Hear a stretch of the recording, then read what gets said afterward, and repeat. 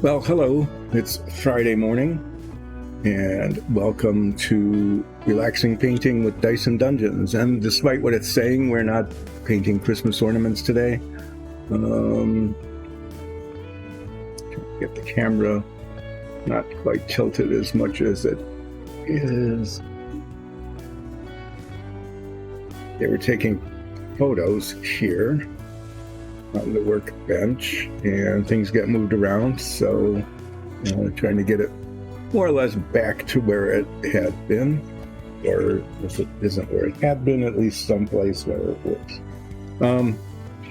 So what we're doing today is continuing to work on dungeon tiles and little set pieces that go with them. So this one just got finished. This is a trap tile, and I don't think I have one handy to show you how it works, but I'm going to give you some idea this way. This is rough stone. The way this works, this is really cool, as you see this little prong here, is that there is two separate walls actually that look just like the side wall here. It's identical to the wall on the other side, and it fits on here. And on one side of one of the walls is an opening, a little brass opening. Hi, Medicinal Shy Guy. Yes, this is the introduction. Listen carefully. I'm giving you subtle hints and clues about how to support Dice and Dungeons. So the wall fits on here, and on one side is a little brass opening, and out of that brass opening can shoot either a flame, this is primed but not painted, like that, burning anything within reach, or a gas cloud like this, which would do whatever the gas does. Nothing nice, probably. And the cool thing about this is that there's two magnets here. Is the wall fits on here, and when you're playing with it, as I said, there's two walls. One is plain on both sides. You can put that on there as the DM, and the players would walk through not knowing that there was a trap, and of course they don't detect traps. Nobody does that anymore. The trap would be triggered. You take that wall off and you put the one on with the trap, and the flame comes out, and the party is severely wounded. That's if you can see both sides of the wall. If not, you can also just use the one with the trap on it and rotate it and have the same effect. So the cool thing about this is if you're actually playing with this dungeon, is that the trap can actually physically remain hidden. The players wouldn't see that there was a trap there. And that's pretty neat, because that's the whole point of a trap. Anyway, this trap tile is going to be base painted the same color as all of these that I did on Wednesday. So I'm going to be doing that first. And then after I'm done doing that, bring this back again, there's a whole lot of these tiles, is I'm going to, it's called a trap tile. Would you like to name it something else? I think everything should have a name, right? That way you could point to it and say Irving or Bertha, something like that. But yeah, if you'd like to name the trap tile. Trapezohedron. Well, yeah. That's pretty obvious, isn't it? The party mistakes, because I don't think our party has checked her traps, but maybe once or twice in something like 80 different sessions, right? Who does that anymore? You just spring the trap and hope that you live. Anyway, yes, I'll be painting accent blocks in a brown color on these. I know, the DM would agree with that. why bother going through all the trouble of building a trap into a dungeon if all people do is detect traps, and then they roll like a nat 20 or something, and you can't say they didn't find it. Of course, finding it doesn't mean disarming it. It just means that you know it's there, so you can either then try to avoid it, or you trigger it anyway, because what else can you do? Yeah, so accent blocks, and then those will dry while I start painting a cauldron. It's a nice bubbly cauldron. So this will get painted, and I'll probably paint the sarcophagus because, yeah, they decided to make this fairly easy to paint. In the past, we've sometimes like highlighted the armor with all sorts of different colors and highlighted the sides and so on, but if I'm looking at this correctly, sarcophagus,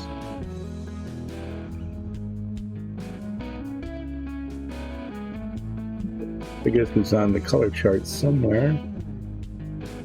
I know I saw it. Oh, page 3.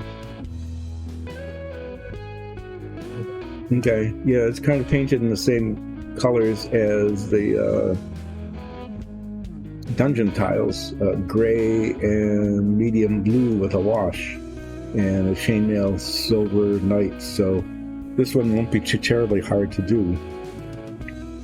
It needs a little cleaning up though.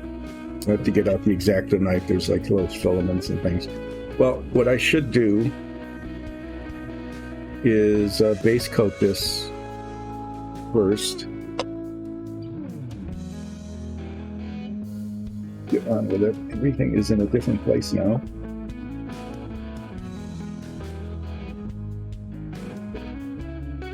Glove here because I'm going to be holding it. Not beholder, holding it. Let's see, flip. I know, I'm going to flip this flame.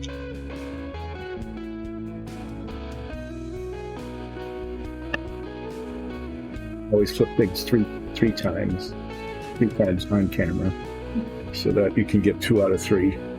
Those all need some cleaning up though. I'll probably also start working on this throne. This is pretty intricate. The base is one color, the throne is another color. I'll do the base coating, and then I'm going to paint all these chains, and yeah, and then go back and touch up, because after I paint the chains, there'll be lots of touch up around the edges of the chains, and then the wash would go on later. Yeah, that's how that will work. Yeah, I might get to that today, we'll see. But let's just do some paint stirring first.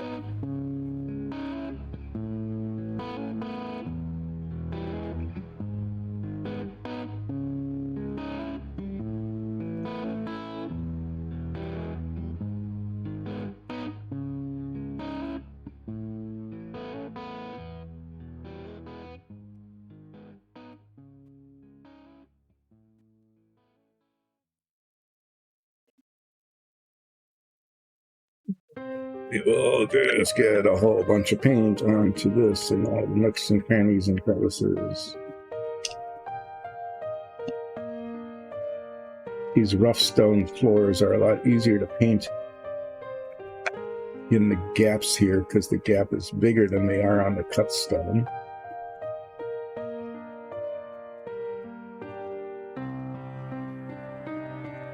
Get all the edges, especially up against where the wall goes.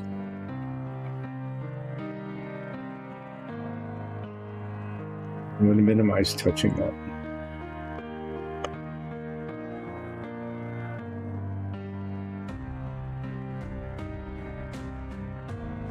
These floor tiles have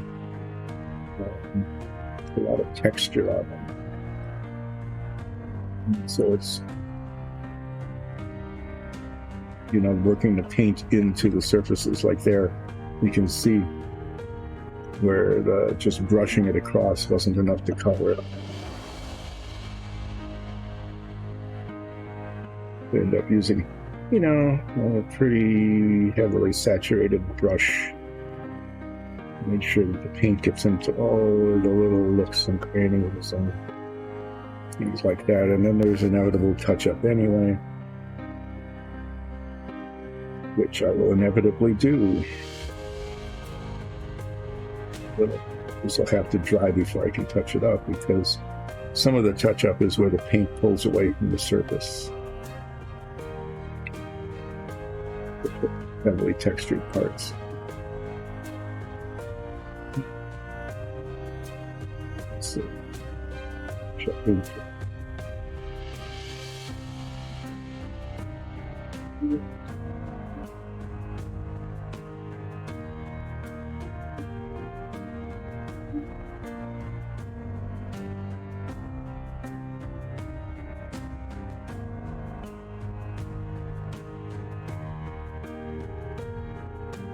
So as I'm doing this, I'll explain a little bit as I do, as I'm instructed to do every time, is explain a little bit about what Dice and Dungeons is. Dice and Dungeons is a group of people who started out playing a Dungeons and Dragons campaign and decided that we would, since we were really enjoying it, that other people might enjoy it as well. And so we formed Dice and Dungeons so that we could share our Dungeons and Dragons campaign on Twitch and YouTube, and that's still going on. Sundays at 2. I think we stream it 3 Sundays a month.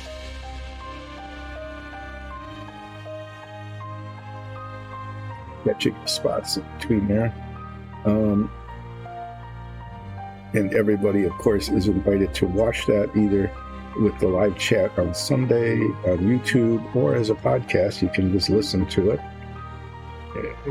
That campaign is very entertaining, and it's a lot of fun for us and for the people who join in to watch it or listen to it. So Dice and Dungeons started out that way, and is continuing with its roots, so to speak, with the D&D campaign. It's not, just dungeon crawls. It's really very innovative. Our DM has put together an amazing world in which we are playing with all sorts of puzzles and traps and fun characters and features. We as players, of course, never seen, let's just say it doesn't always go as the DM thought it would. So we're either incredibly creative or incredibly stupid. There's varying opinions about that as to how we should be following DM has sort of wished that we would follow, or prepared for, I should say. Let's just say that we don't always do things in the way that the DM is prepared. So we introduce an amount of spontaneity, usually with really good humor. Like going into a magic shop. That's always an adventure that is more exciting than almost any dungeon we've been in, because you never know what you find in the bargain bin at a magic shop, right?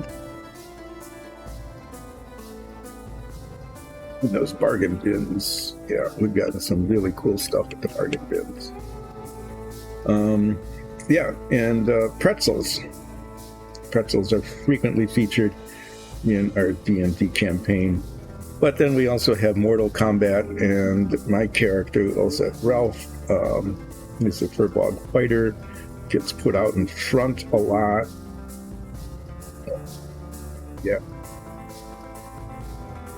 Takes heavy damage, but is very frequently saved from certain death by, believe it or not, our bard, who is extremely adept let's just say crowd control in a very humorous way. Okay, so that's base coated. I can show you this. I finished this on Wednesday. I think it came out okay. The fireplace. Got the firebox all kind of dark and moody and a little bit of smoke on the floor there. The wood looks good. The stonework looks pretty decent, so that's done. We can put that aside, actually. And while I'm letting this dry, this thing I just base coated, the accent blocks on this are the same color as the ones that I did on Wednesday, so I'm going to let that dry, and while I'm doing that, I'm going to prep these pieces by doing some cleanup on them and probably get started on painting some of those, and then I'll start painting accent blocks on the other tiles that I did on Wednesday. That probably, those go kind of slowly because it's just the nature of things, and by the time I'm done with the ones that were done, the when I just base coated should be ready. I'm going to take these off. I can't see up close with glasses on. Of course, I can't see far with them off, so it's always a trade-off.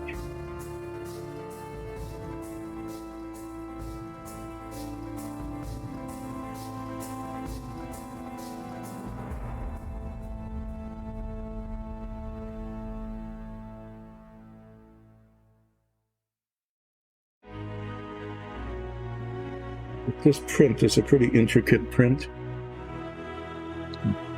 Close focuses. There it is. Yeah, there's a lot of detail on it.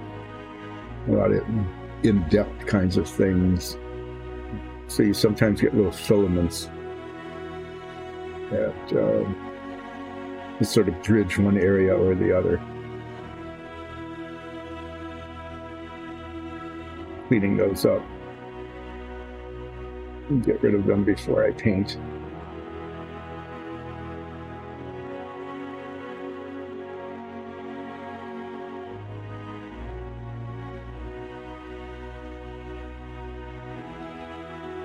And they don't show up very much at all with the primer, but you put silver paint on this guy, and all of a sudden those little strings are just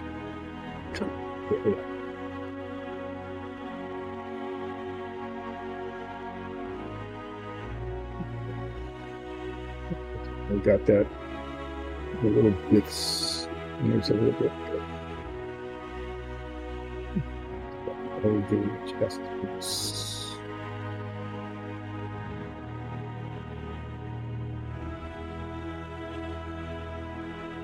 And on the tip of his nose, right where it comes to a point. Okay. And then this throne. It's amazing how the printer works. It gets the links in the chain. Prints those in. That's pretty impressive, really. Now this throne is a little bit of a painting challenge. So what's going to happen is the very bottom, those last two rows are painted gray because it's stone. And then the throne itself is going to be painted, I think it's the medium blue.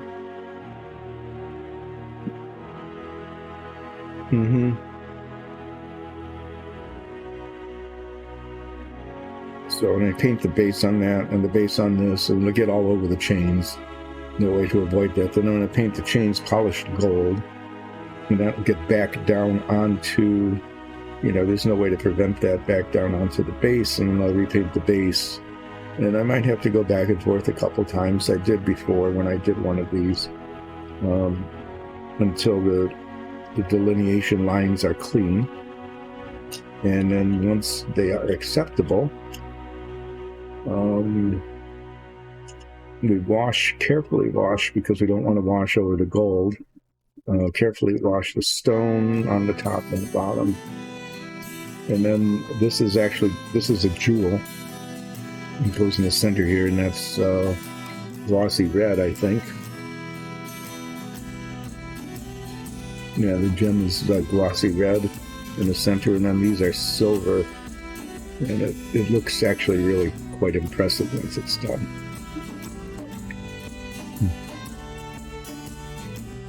Done these flames in the past, and they came out okay. Each time I do one, I'm never sure how it's going to look, whether it'd be good or not. But the nice thing, as I keep saying about painting, is that if it doesn't look good, you can just paint over it again, either changing the base, redoing the base coat, or even repriming it if necessary. Work on the flames. And I have to ask about the gas cloud. I'm not sure what colors they want the gas cloud. We've kind of done it in yucky looking greens and yellows and things in the past, and we'd like to do that again. Anyway, that seems to have done the cleaning. So I'm going to close the box on the paper towel. Tried to do that 100 times. I couldn't, but there we are. Yeah, so I'm going to get out this smaller brush here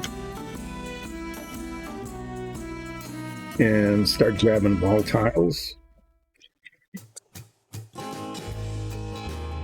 Get out always make sure, triple check. Check 3 times, paint once. Quote, brown. That's this color. Get out the pork brown. Make sure it's very well stirred. So you'll be hearing us buzzing for a bit.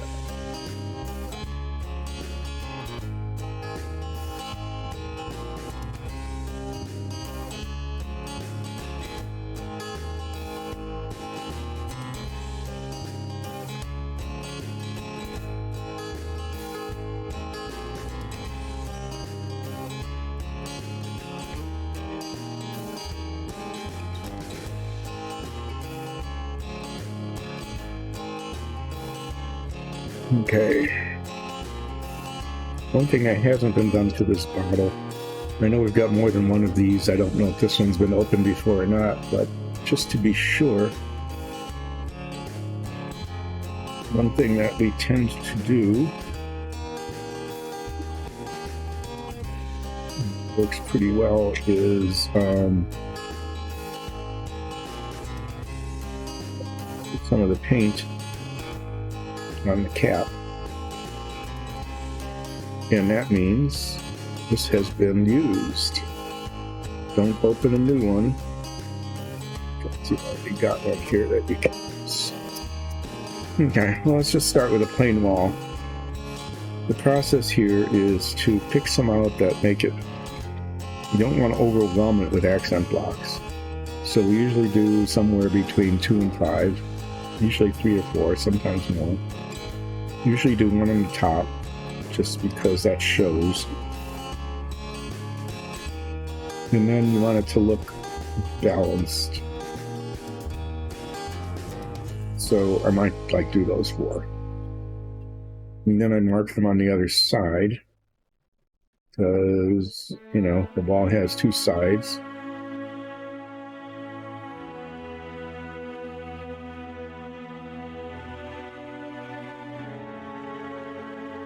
Make sure that I got the same ones on both sides, and then fill them in.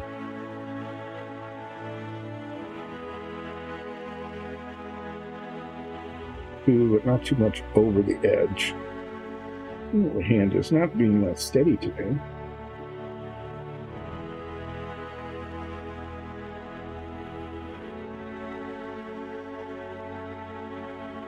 There's that.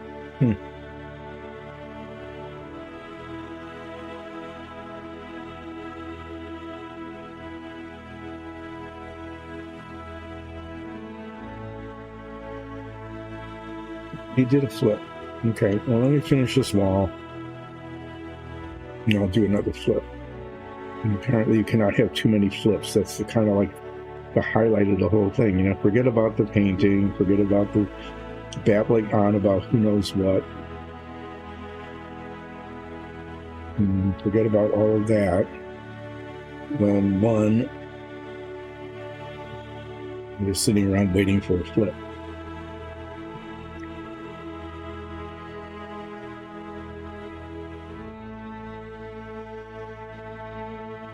So that's what an accent looks like.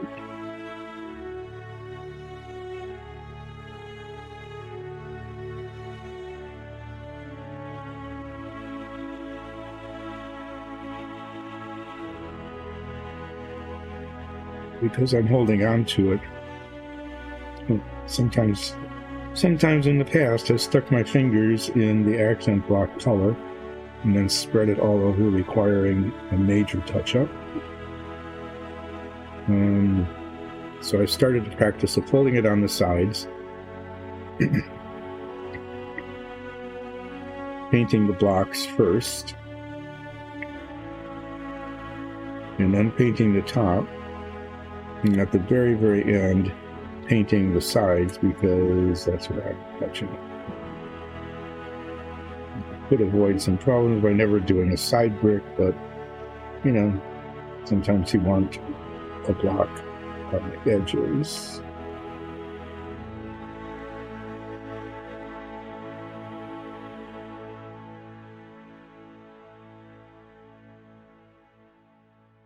This takes way less paint. I just put out like 3 drops of paint, right? And I'm going to be able to do like 4 walls with it, compared to using a half a bottle of blue paint to get the base coat on.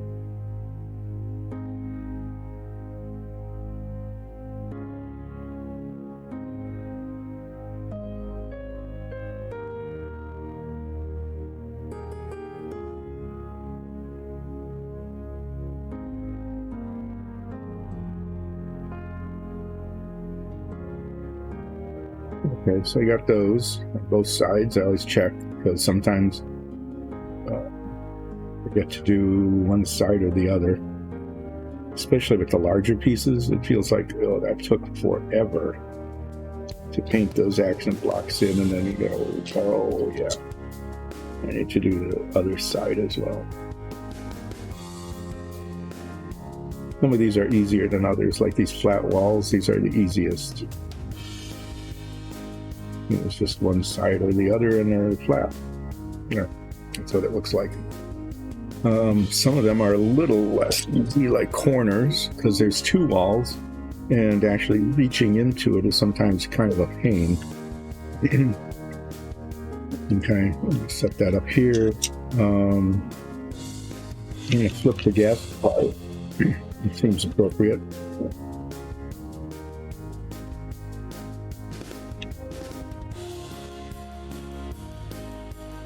There the gas cloud built. So these are kind of a pain, so I'm going to do this one next.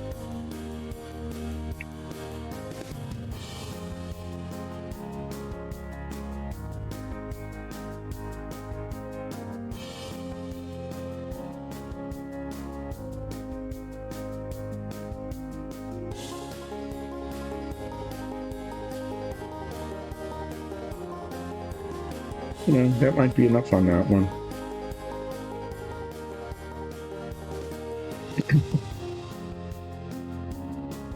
It looks like it needs more. I can always pick another one a little bit later in the process. I kind of pay attention to how it looks on the back as well.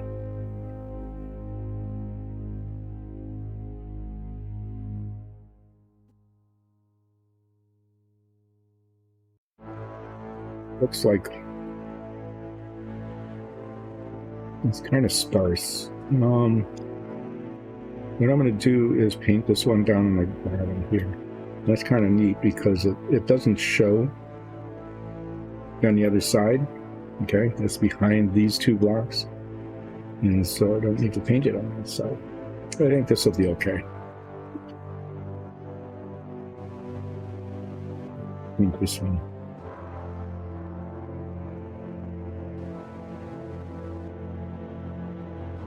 So I was talking about Dyson Dungeons. So yeah, so we started out with the D&D campaign, and as we were doing that, one of the members, the DM, said, "Oh, I think 3D printers are pretty cool. I'd like to get one." And I said, "Oh, well, instead of playing on a playmat, which we were doing,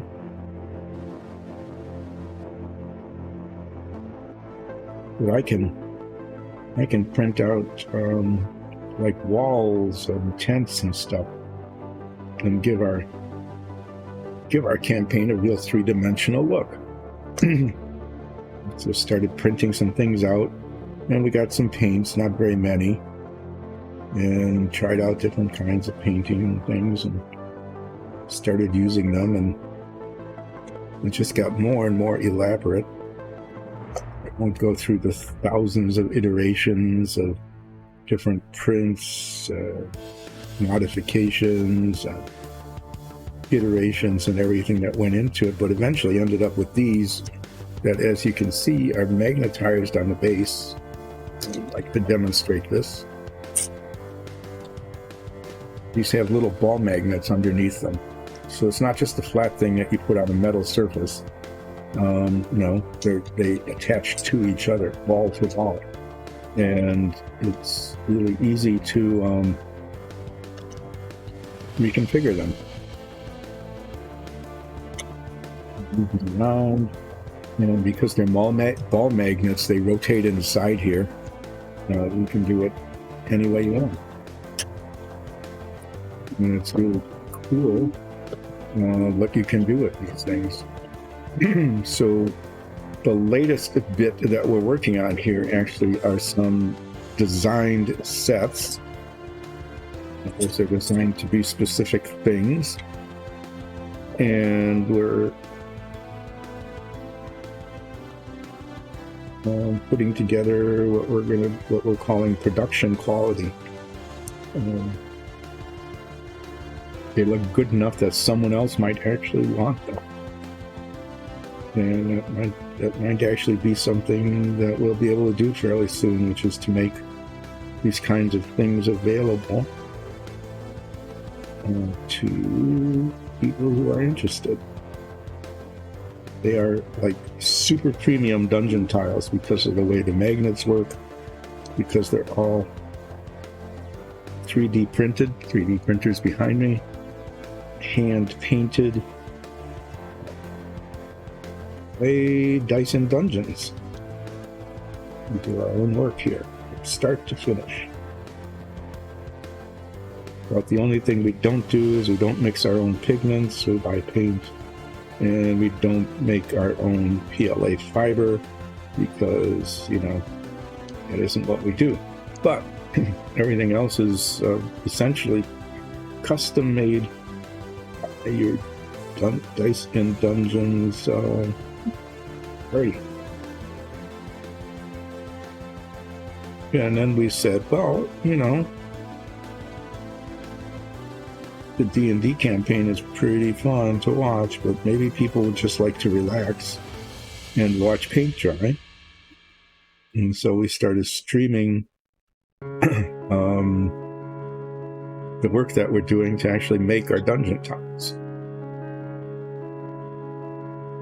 So we've done dungeon tiles, and then we said, well, that's interesting, but, you can only watch so many accent bricks being painted before you get tired of that. And we've done some minifigs, we've done animals and dragonkin and all sorts of other things, and kind of alternate and mix things. But right now, there's a push on to get a bunch of dungeon sets completed so that we have a prototype of each of the sets that we have designed. And I guess I'll be doing this for a while yet, because there's quite a lot of tiles, a large number of tiles that go into the sets of these. Anyway, if you like what you're seeing, you are invited, please, to subscribe to Dyson Dungeons. Yeah, if you really like what we're doing and you would like to help support it, help us buy another spool of PLA or a couple bottles of paint, or even a whole dungeon set. The materials for a dungeon set plus the time that goes into it. You can go to Patreon, patreon.com/diceanddungeons. So, once before and once after the break, I'll let people know how they can support the work that we're doing here.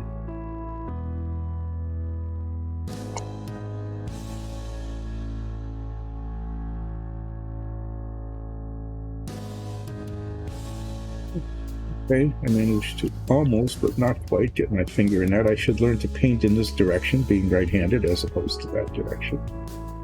You would think after doing this a million billion times that I would have learned that.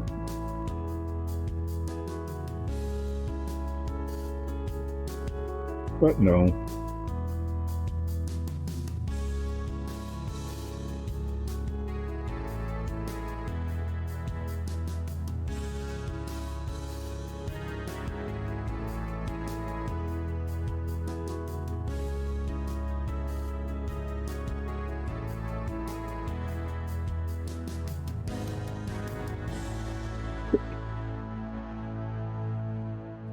So having gotten the introductions and the explanation of Dice and Dungeons, a little promo out of the way, it's time for me to start babbling about something or other.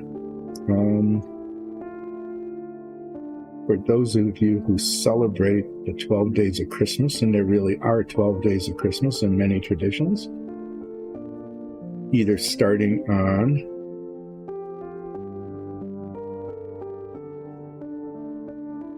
I guess that's right. Okay. You can either start counting on Christmas Day or the 26th. Either way you do it, today is the last day.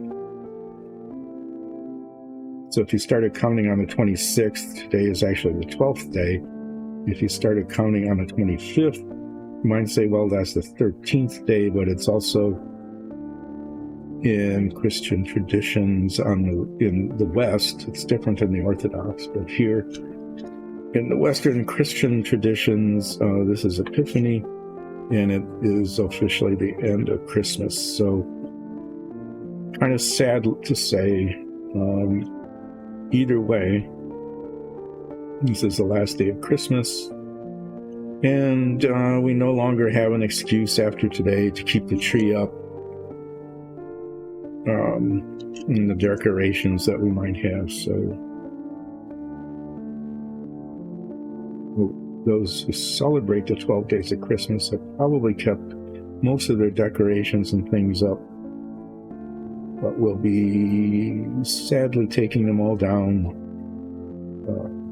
this weekend. Even the outdoor stuff, depending on the weather. There have been years here where the weather has not cooperated.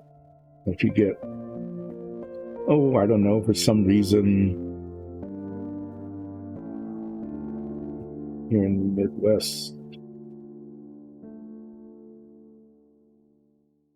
a foot of snow that freezes and covers up all the wires for the lights, and sometime after a thaw in mid-February, whatever is, survived that burial in the ice comes up and gets put away. But this year, depending on where you are, if the weather cooperates, taking down the outdoor decorations. I strongly encourage you that if you are in one of the unfortunate places where you're getting 50-mile-an-hour winds and driving rain or snow, that you don't climb on your ladder to take the lights out of the trees outside. But that you just let them wait, and if they don't survive, you can always replace them. Pretty hard to replace you. So those of you who are taking down decorations this weekend, please be careful. Does that look like enough on there? I think that might be. The curved walls are fairly large, but sometimes you don't need a whole lot of accents. The important thing is that it looks balanced, like you just don't do 4 of them on one side and none on the other.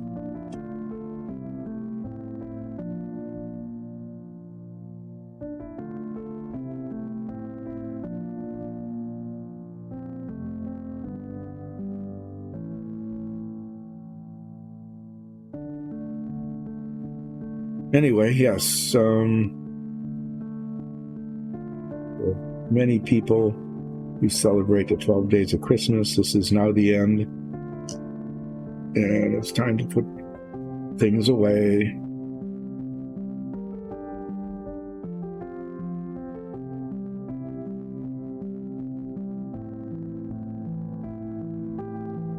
Eat the last candy cane.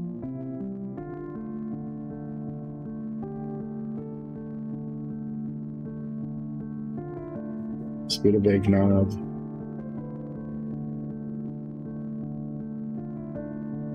And, yeah, then there's just winter. Kind of Hallmark holiday. Valentine's Day, I guess, in February. So we got maybe 6 weeks yet.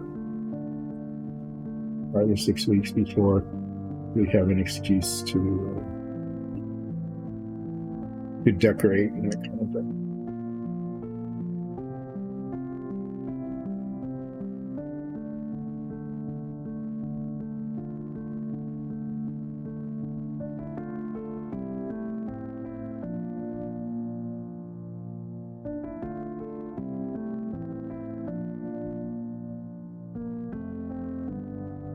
On certain places, like on the Florida Keys, depending on where you're living on which island in the Keys, you just keep Christmas lights up all year because that's what you do.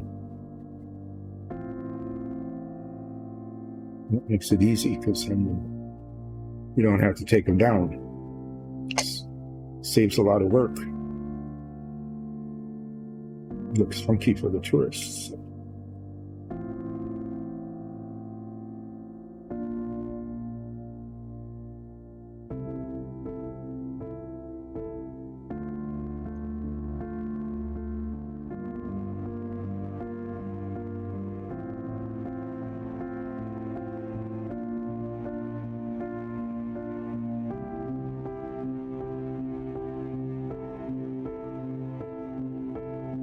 No, it's not unpredictable. And you can predict it. It's just that you can't predict it like more than 15 minutes ahead of time. But if you're watching the radar closely, you usually can predict it very accurately within 15 minutes.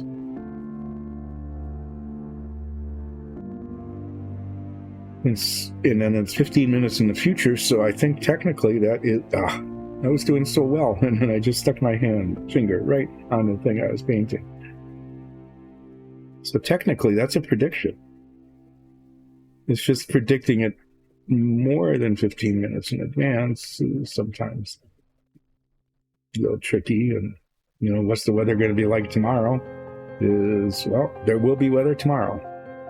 You can always pretty safely say that.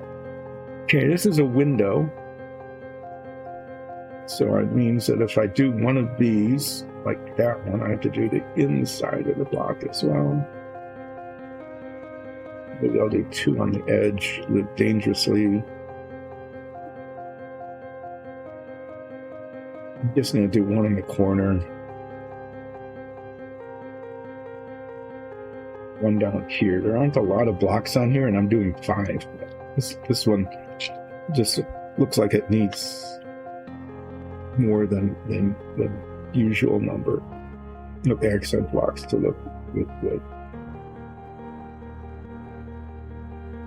Well, I'm going to overdo it on this one.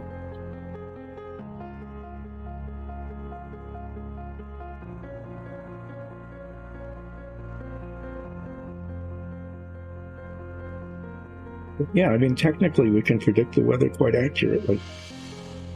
As long as you don't mind having your prediction be very short term.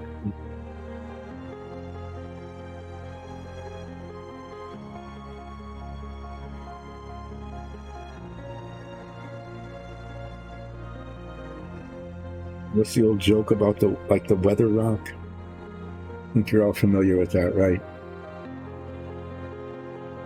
How many flips do you want today? I've already done 2. It's like somebody new signs on and they just want their own personal flip. Well, I have to finish this one first before I flip anything else.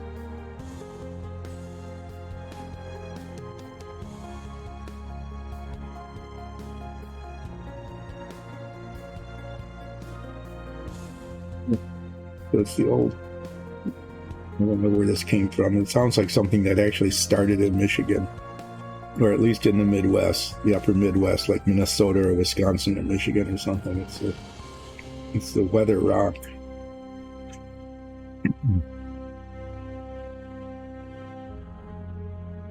The weather rock.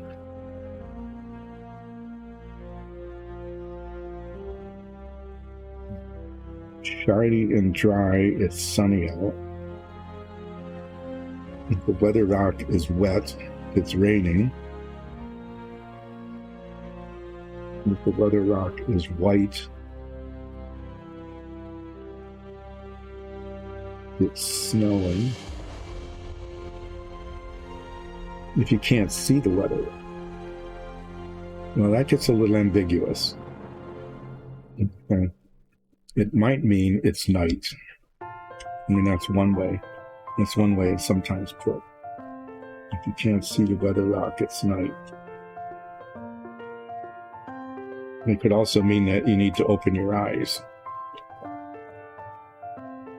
It could also be kind of a Midwest thing. Anyway, yeah, you can. Maybe that's something that Dyson Dungeons could do. Is we could sell weather rocks.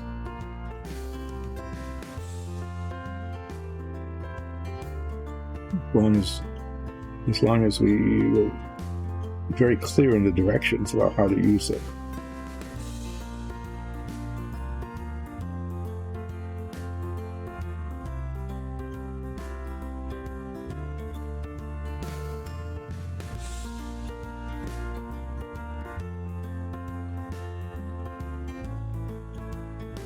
We could sell authentic Michigan weather rocks. Of course, if they were authentic Michigan weather rocks, it might be like, I don't know, it's a rock. What can it tell you?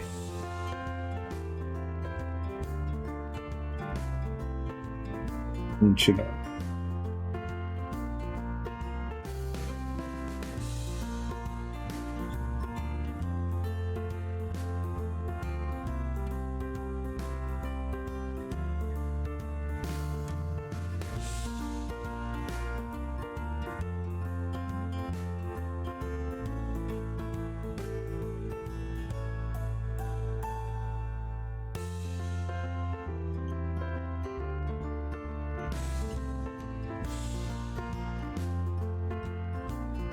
This was a risky one to do. I did the whole thing on the side there that I am almost certain to put my finger into.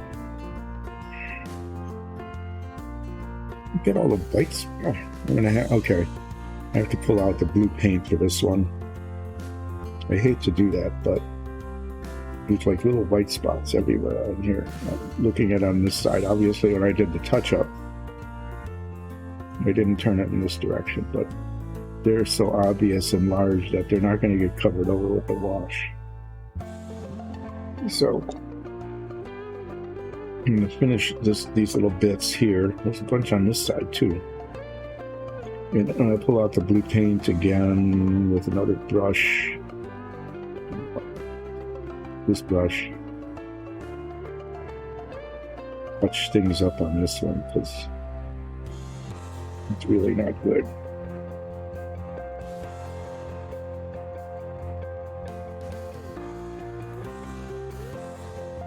And after I clean this one up,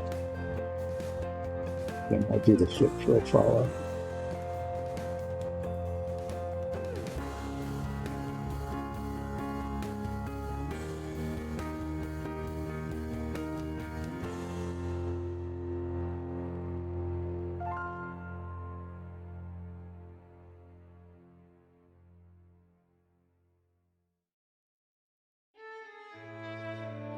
Time to clean his brush anyway. Yeah, that looks okay.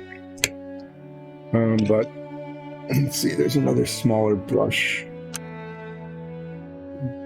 one that Nikki uses. So let me just get the blue paint out and do the essential touch-up on this thing.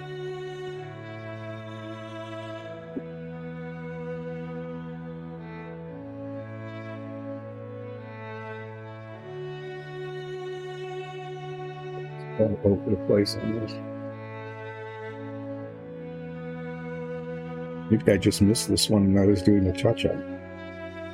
And it almost looks like I just didn't do it at all.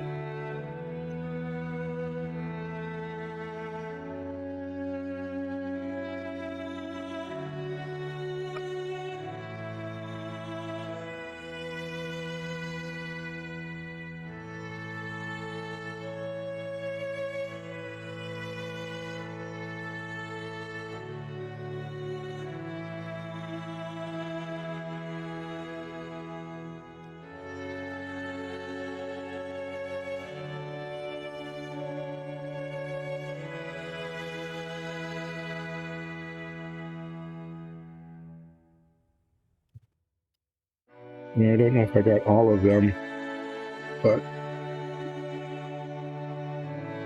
I got many of them. Since I have this out, I can go back to this one I did this at the start. Just do a touch-up on this because it's dried enough now that I can see spots where it didn't get painted or the paint pulled away.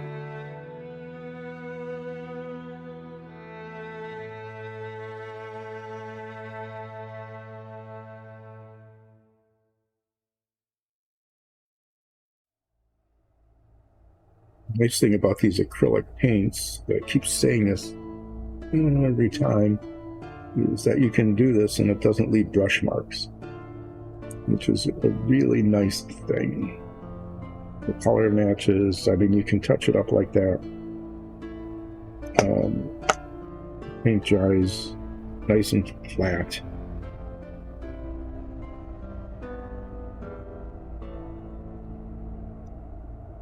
And you don't just have a lump, where the paint piled up or something.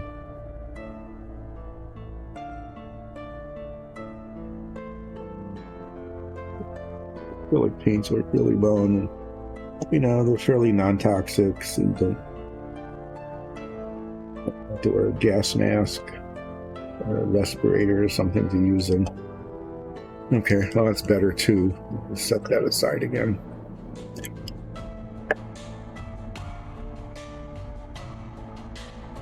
What have we got here? Okay, let's do these. These are interesting. These are the arrow slit walls. So I'll probably want to do like at least one block on the inside, and there. Not too many on this one.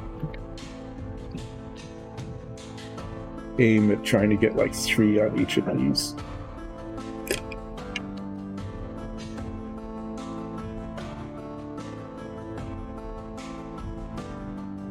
Paint really built up on the base of that brush. Okay, it's still even usable. Let's see, a little bit. Maybe that one. This one.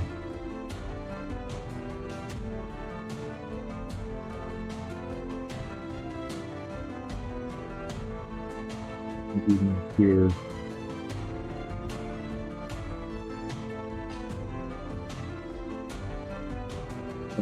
needs, I probably need to do here too.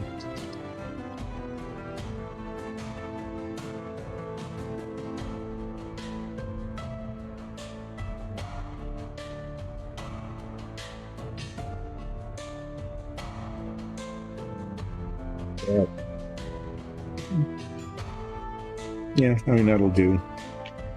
That will do.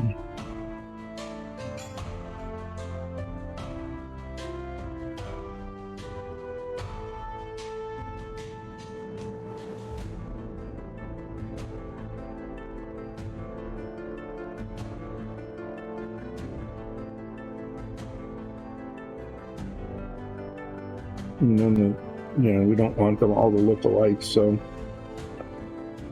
I kind of keep this one out, and then when I do the other one, make sure that I don't paint the same blocks over.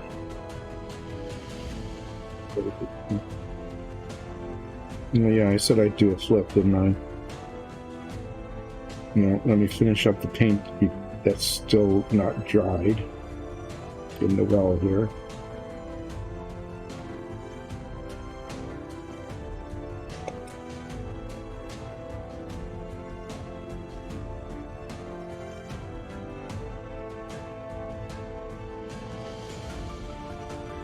If I remember, before I squeeze more paint out of the bottle, I will do that flip.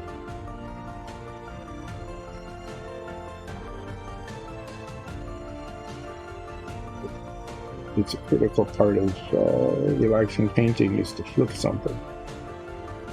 To be honest, I really can't remember how this flip thing started. I don't know why it keeps going, but apparently it's a very important part of relaxing painting is to do one or more flips of something.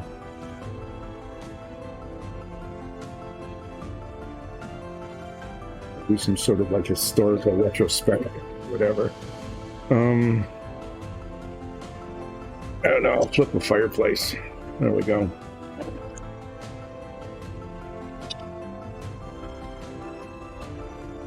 There we go.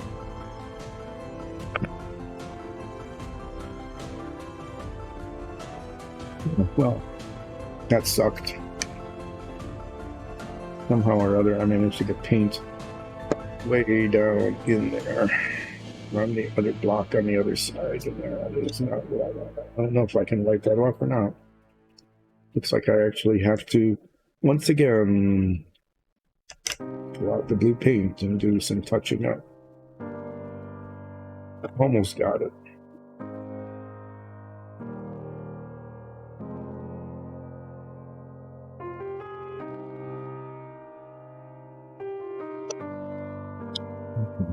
Let's do that.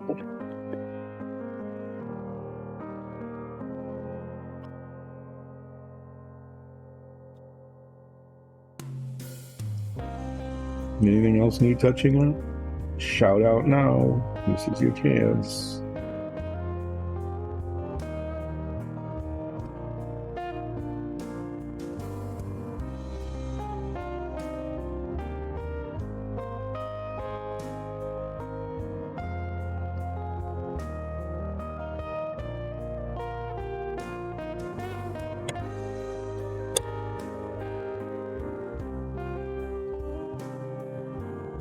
Give this another stir.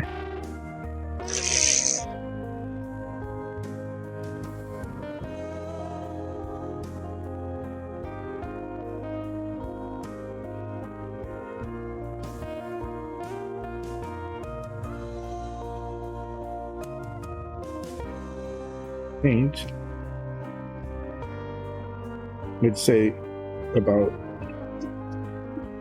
only a third of the paint that gets squeezed out ends up just drying in the little well here. Yeah, not the most efficient use of the paint, but we're not using a lot of it. But we're able to replenish it now. early in the pandemic.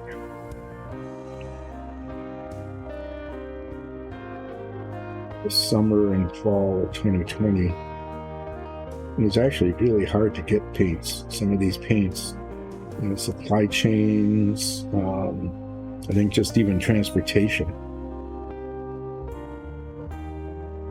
Because they're not made in the US. The Viejos are made in Spain,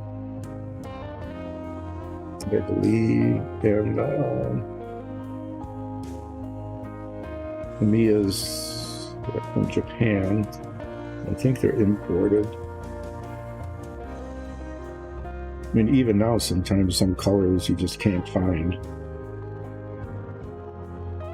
or at least not easily.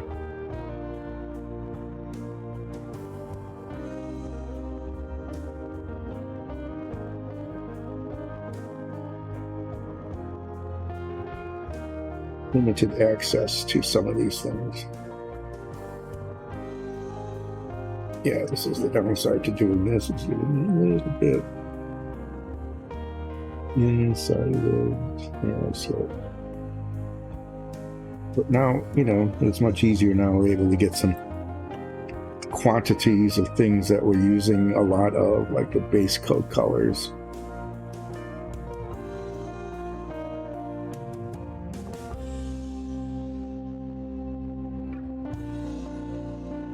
It's still sometimes hard to find the primers, at least in the large quantities.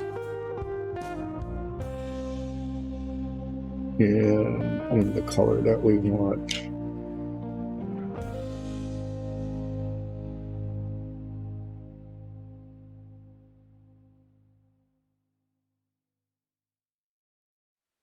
A lot more cost effective to use that phrase. The larger bottles of primer when you're priming an entire series of dungeon tiles. That goes through a lot of primer and base coat.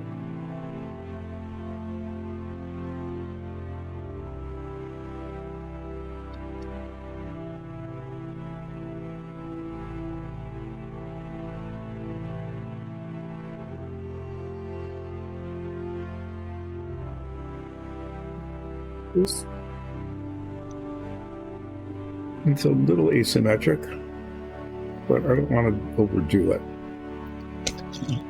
Let's move on to the next one, and we're going to want to do this differently, so I'll do this one here.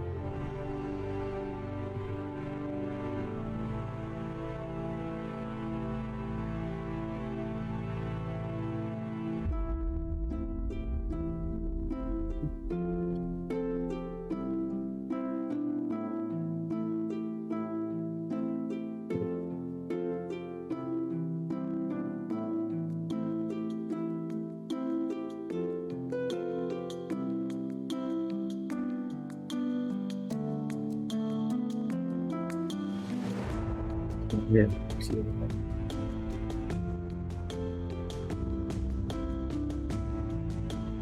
On the bottom. I guess it's small on this side too. Okay. Okay. Well, there's that.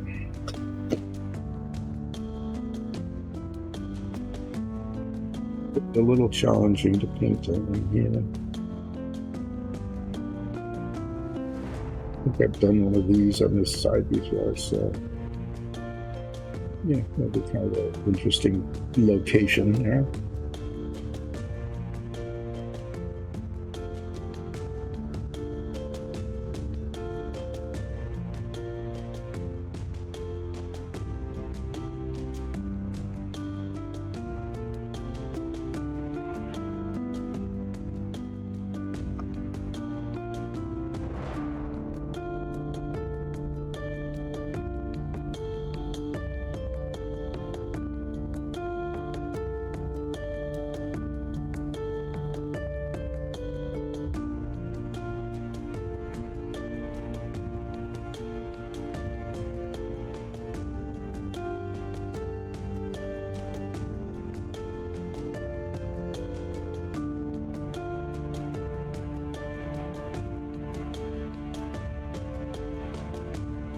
still hanging up the end of the brush here.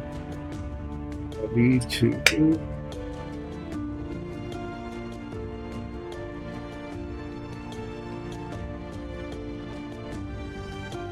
cats and dogs, and so especially the cat hair, really fine hair just about anywhere. Okay, get that side.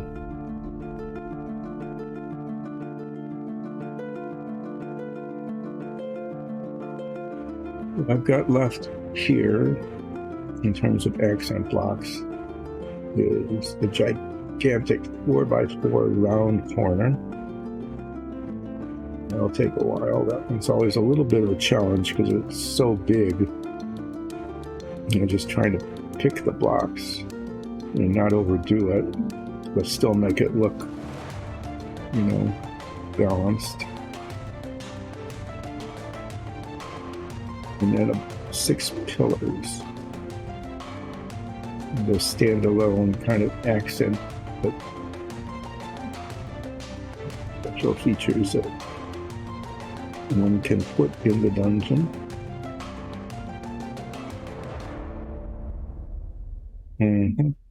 You know, managed to get paint in a few spots I didn't want there, so I have to remember to come back and do touch up here.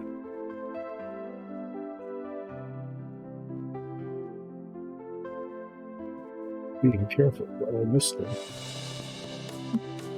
So I think I'll paint. Yeah, I might have to do more touch-ups, so I'm going to paint the edges first and then try to be really careful when I do the touch-up, not to just make a mess of things.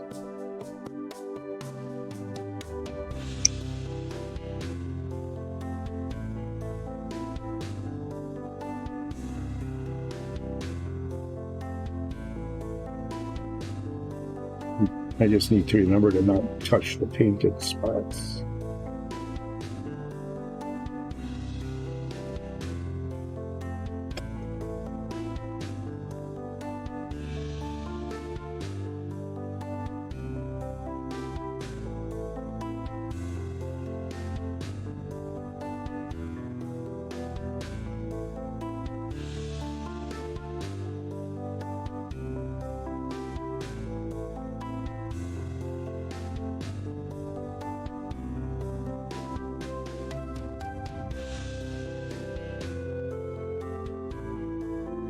We've done some of one of the very first dungeon sets we did with the rough stone in red with a black wash and make it look like red granite, and those are pretty cool, but we haven't doing anything in red anymore, red stone.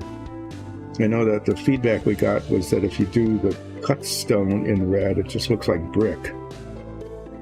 I guess that's okay if you want it to look like brick, right? Feedback we got was that it didn't look that good. I really kind of liked it though. You know, maybe it's because some of the first things we did, a little nostalgia stuff. Okay, well I need to touch up some spots here.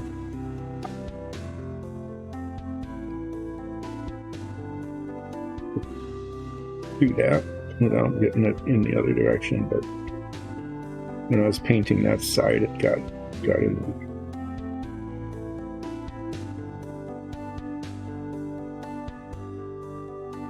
I mean, it's not very much, it's just little dots, but dots show. And we want to have high quality stuff here, so there. That's high quality.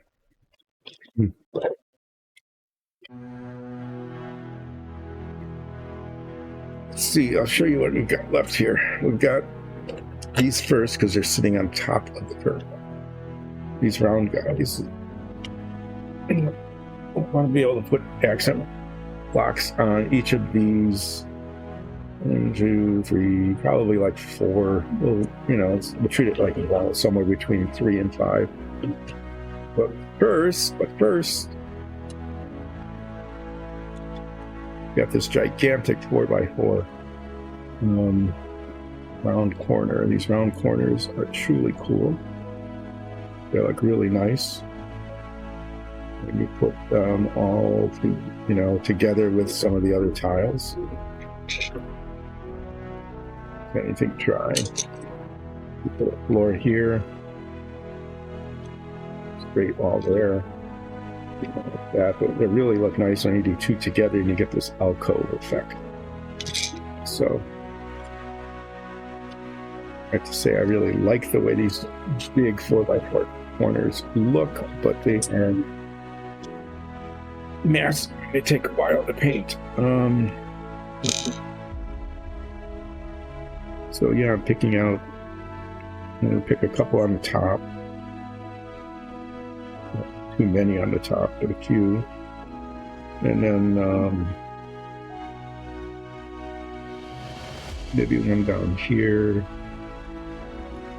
Since this is such a big wall, could actually do like a cluster of 3 and not have it look too overwhelming.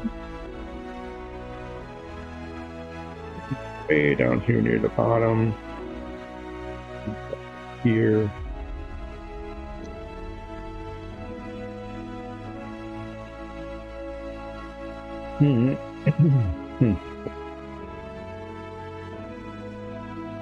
Actually be enough. Okay. Yeah, I think I'm just going to stick with that. You know, that this is huge, and so finding them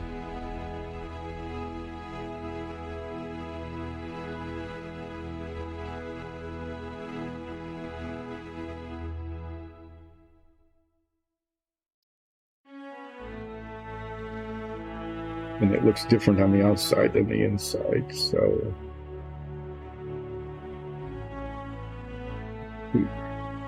6 months over.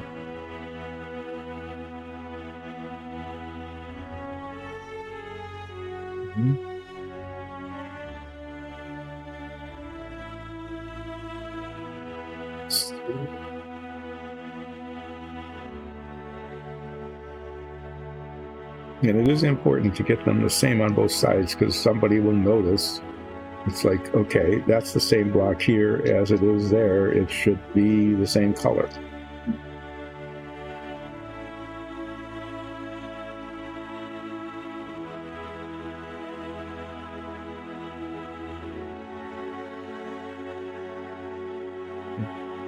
That's that. So we'll get to painting these.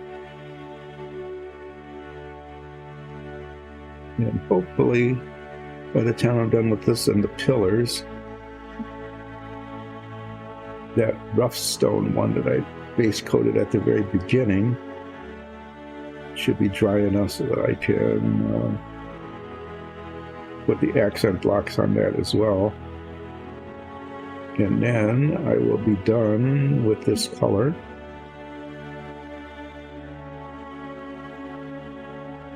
And it should actually be pretty close to break time.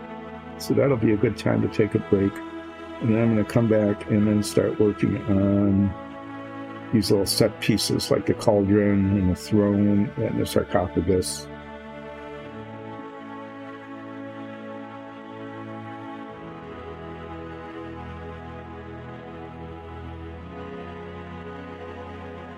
See how far along we get with those.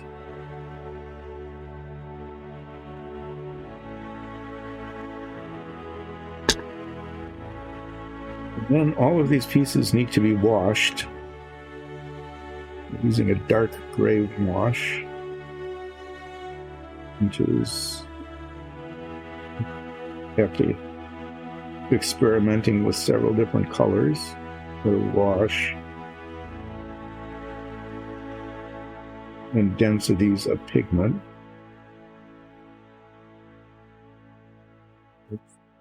Black wash, there's a dark gray wash, there's the gray wash, there's a light gray wash.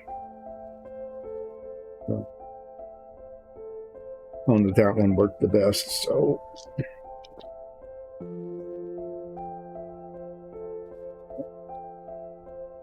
There's a whole set of rough stone done in gray base coat instead of blue. That all needs to be washed. And of course, all of these that I'm doing now as well. And I have to say, I'm always a little reluctant to do the washing because it has to get on kind of uniformly. And although it seems like something straightforward and simple, you just use a really big brush and slap it on and spread it around. Actually, this is the last step, and if it's messed up, it means going back and starting over with the base coat. I've only had to do that on the floor of one dungeon tile so far. The wall was okay, but the floor somehow, I don't know, must have been like the bottom of the well of the or something, but there was too much pigment in it, or there was too much on the brush, or it didn't get spread evenly, so actually needed to repaint the base coat on the floor part of the dungeon tile and rewash it. So that it, like the other 30 of them that were done, all the rest of them were pretty even. And you want them uniform with the wash because, you know, they're right next to each other, and you can mix and match these things. You know, if you have 3 cut stone sets, you want to be able to maybe combine them or use pieces from one with another instead of just the way they were originally designed. So yeah, we had this one floor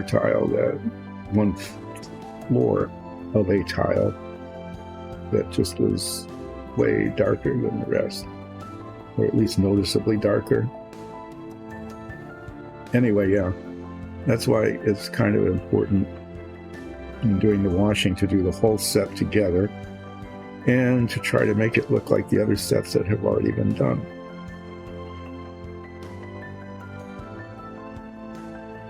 In some ways, the easiest part is just spreading wash around with a giant brush, not having to worry about detail or anything. Most important and difficult part of it, at least for me. Anyway, one of these sessions will be spent up to my elbows in dark gray wash, washing these. Yeah, I'm just doing now with the blue base, and also washing the ones with the gray base color. I mean, the wash color is the same, but because the base color is different, they give very different impressions.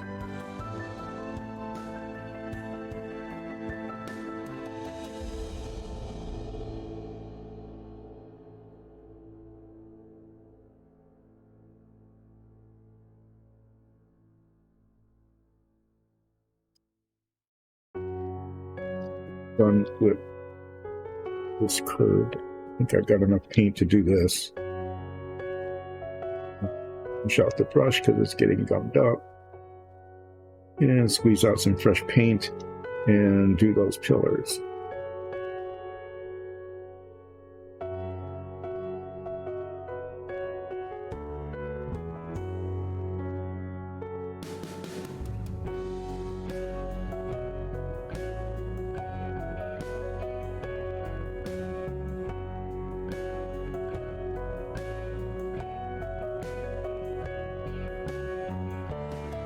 And if we don't have enough paint to finish this, and it looks like we might not, I'm going to leave it unfinished and wash out the brush and squeeze out some fresh paint.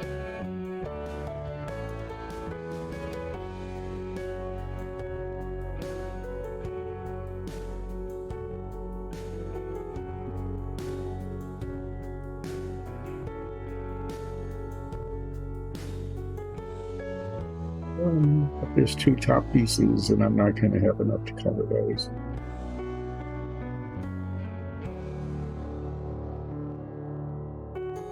Okay, I mean, I think that wall, that looks pretty good.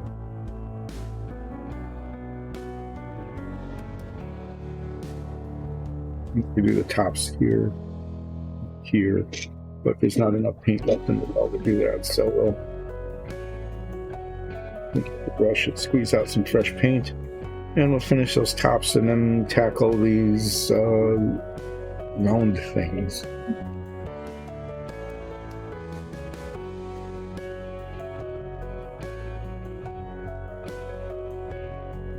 It is getting dry.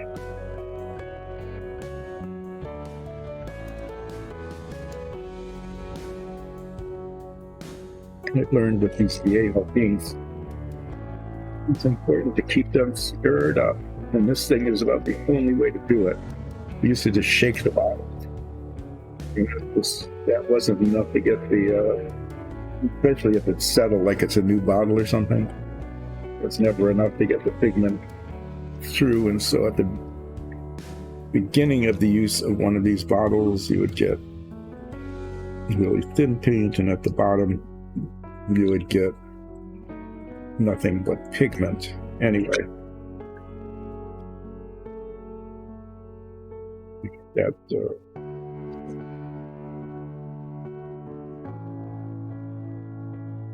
with that device that stirs the paint really well. Especially important with the washes, because the washes have a lot of solvent and not much pigment. The pigment will settle at the bottom, and you will get highly variable, high variability in the density of the wash, depending on whether you've got a fresh bottle, nearly empty. But with that device and frequent use of it, so we keep it pretty uniform. At least that's our hope. We discovered that early on with some black wash when we got near the bottom of one of the bottles and everything came out really, really dark.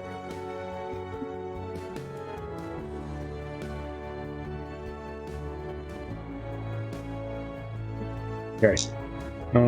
Yeah.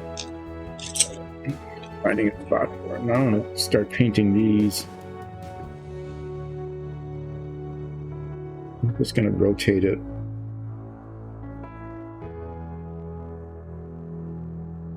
A little bit harder to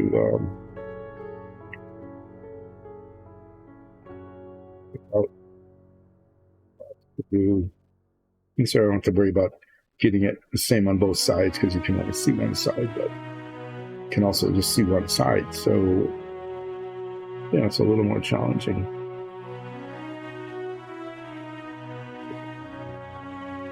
And they may end up, who knows, they may end up looking pretty much the same, because I'll just end up picking up the same blocks on each one.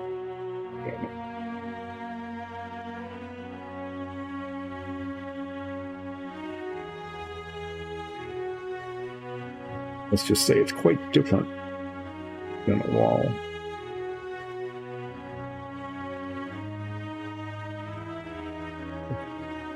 I kind of want to pick one on each quadrant,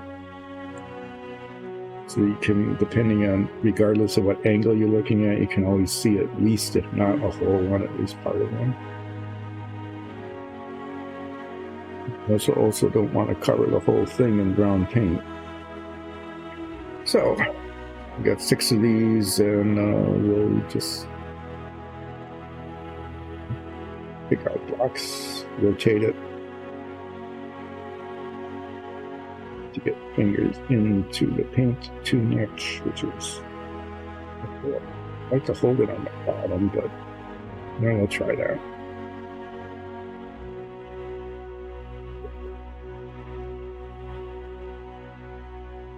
I'm not painting anything on the base.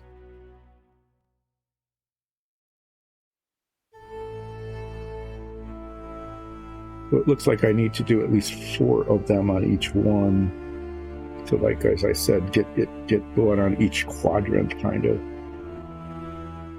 I may or may not do one on the top on each one. I think just a few of them I'll do on the top. it'll start looking alike. Yeah, I think that combination of blocks, it's okay.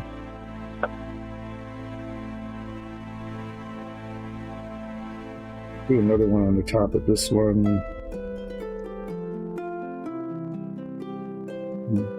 At the bottom, and then up here. Little.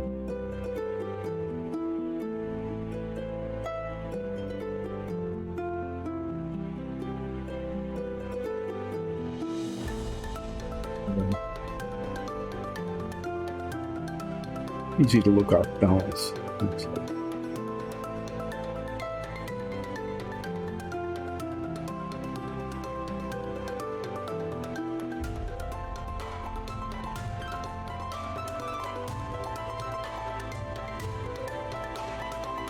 There's a fairly large amount of surface area on these pillars.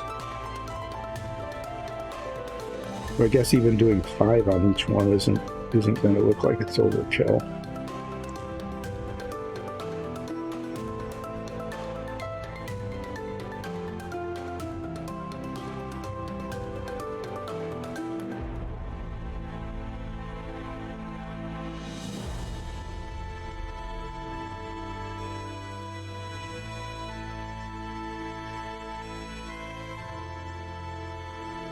So holding it on the bottom is easy, but rotating it, it's a little awkward in this direction.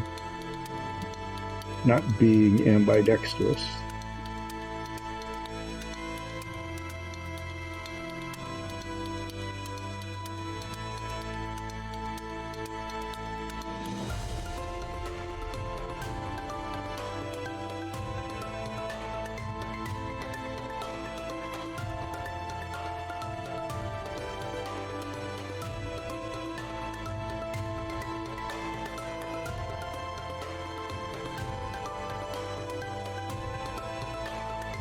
You probably can't even see it because my hand's covering it, right?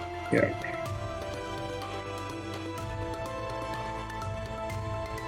To be aware of the camera view, as well as can I hold it steady or not?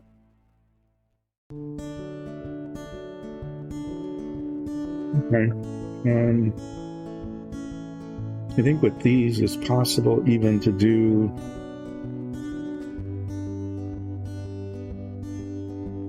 things like that.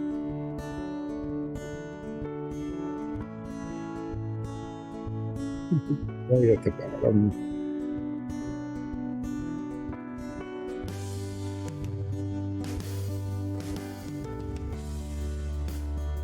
These are coming along okay.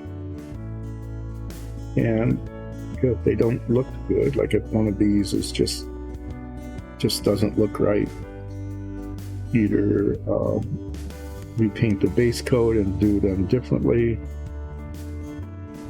or even after it's washed, you're going for not to do that. You can always repaint them.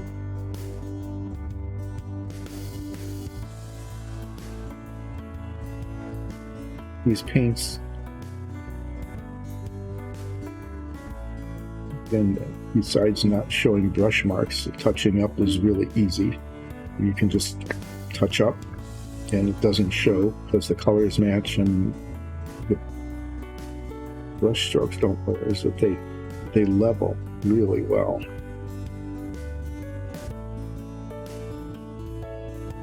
And because of that, if you needed to, you could probably paint these things like even 4 or 5 times before you'd start losing very much of the detail.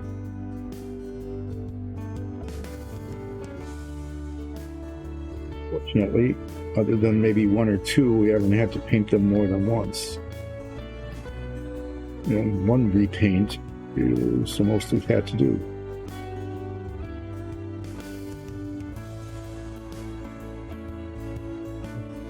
Speaks to the skill of the painters or just the tolerance for imperfections.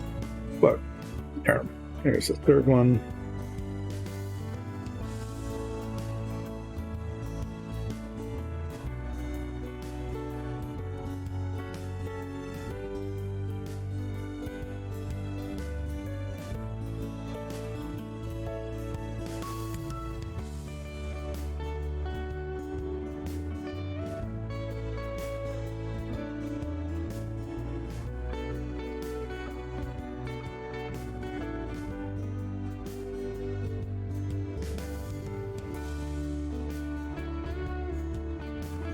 Yeah, this one's not perfect.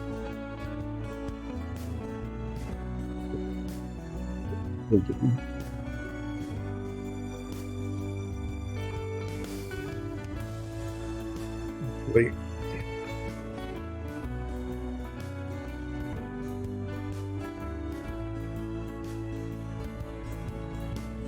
I could do some touch up on this one. There's a spot here that didn't get painted, and I got some paint down in the groove there.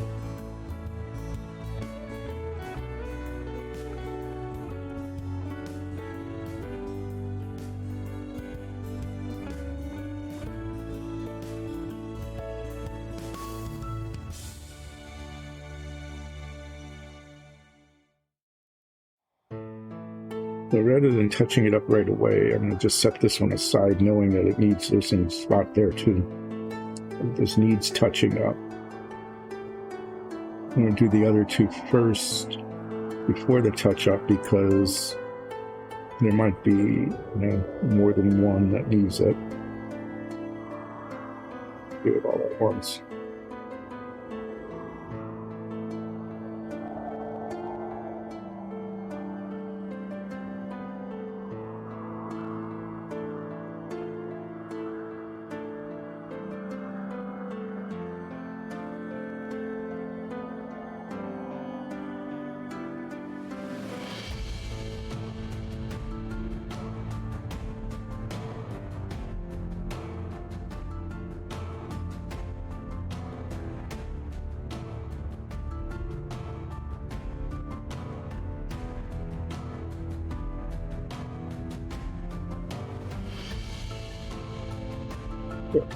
Yeah, that needs to go in the, that needs some work. I think I'll do a little top heavy there, but I can balance it down here.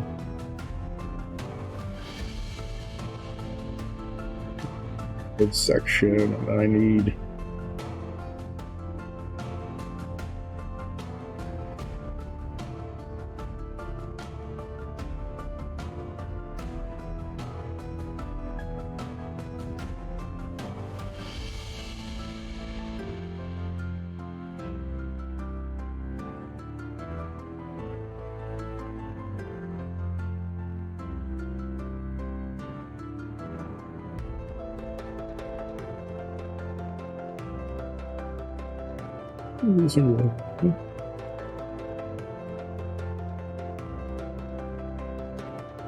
I think because of, even if I do manage to get paint in the groove, it's really, I don't know how I do that. The brush has to go pretty deep in there. Anyway, I think these are moving along because even on a flat wall, say I do 4 bricks on a flat wall, I have to do it on both sides, so I'm painting 8. Here, even if I do 5, I'm only doing 5. That's pretty profound, isn't it? Anyway, if you could listen to that whole discussion of the perception of numbers again, that was kind of fun doing that one time. Talking about the perception of fractions versus percentages.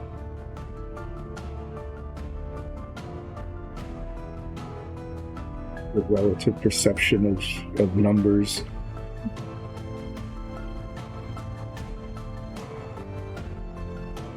Maybe we'll have an opportunity to reprise that someday. I know that. Anyway. Yep, got it on my thumb. Base. I just never took the glove off. I put this on to do the base coat at the very, very beginning of the stream because I was holding the tile and I never took it off. It's something I'll need to do during break is remove the glove.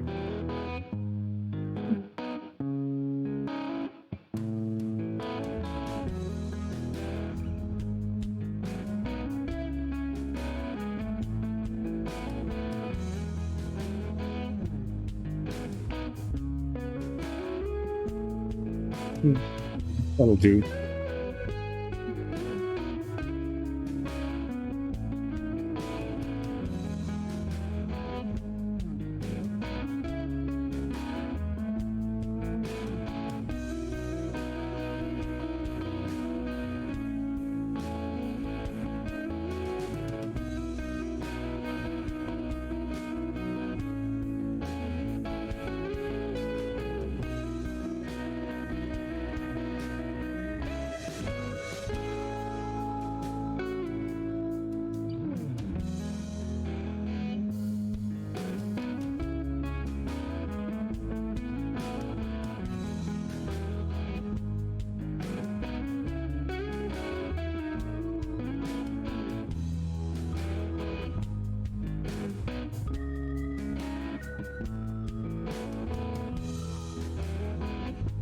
We're getting close to being done with this one.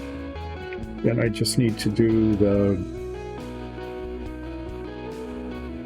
rough stone wall. Then do the touch-up on the two that I messed up. Two so far. And then these will be done. And we'll be just setting about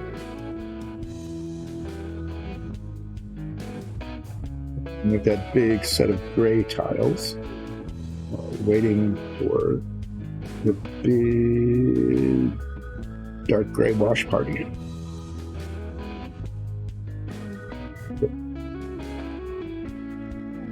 Okay, so this one's a little different. Pick some, not still wet.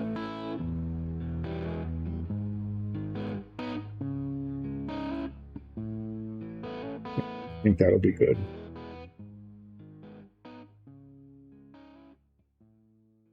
Painting these is quite a bit different than the others. The other ones have nice, clear, delineated edges. There's a little bit of kind of, I would say, brick-like texture to them. These have all sorts of bumps and ridges and irregular edges. And just a little different.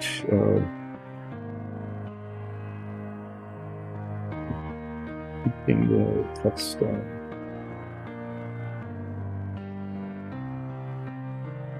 Going from one to the other. I'm doing 20 of these. In some sets I'll have 20 walls or more. I'm trying to get into a rhythm and so on. But here it's adapt. I have to adapt to the task at hand.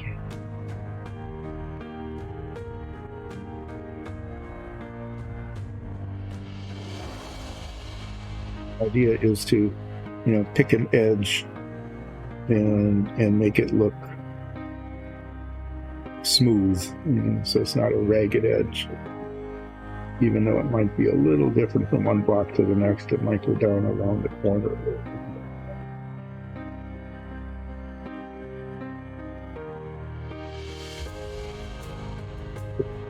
Top or not. I didn't mark these.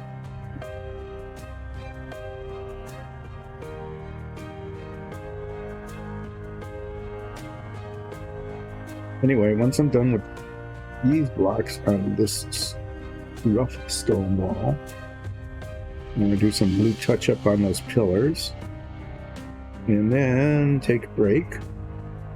Go on for about 15 minutes or so, and then come back and start working on the cauldron, the sarcophagus, and the throne. So I'll be doing the base coat on the throne. I think I'll just do that first. It's got a fair amount of surface area. And the base coat will pretty much cover up all the detail that needs to be painted later, especially the chains.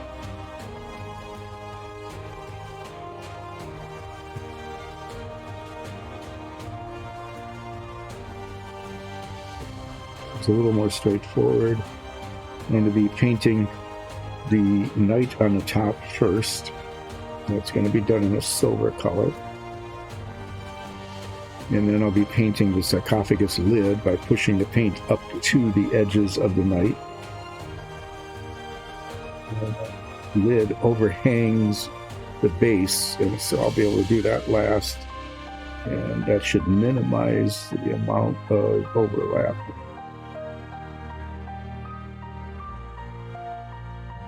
I mean by that is the amount of time, the number of times that paint of one color gets splattered over the paint of the other color. Minimize the mistakes, put it that way, just be blunt about it. Minimize the number of slips and mistakes. So the sarcophagus, the way they have set up the color chart for that should be pretty straightforward. The throne will be a lot of work because all of those chains require, it's just a lot of detail work on the chains. And so the way that works is the base coat gets put on, and then the chains are painted, and the chain paint, the gold, gets onto the base coat, and then there needs to be touch up, and sometimes it has to be an iteration that goes back and forth. Anyway, that's the order in which I do it, so that might take like several passes painting to get it right. But the throne, once it's done, is a pretty spectacular piece.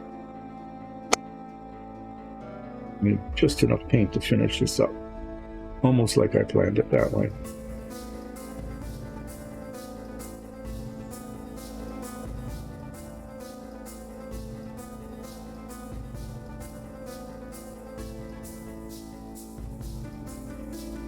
It's a little gummy near the end. It doesn't spread quite as well.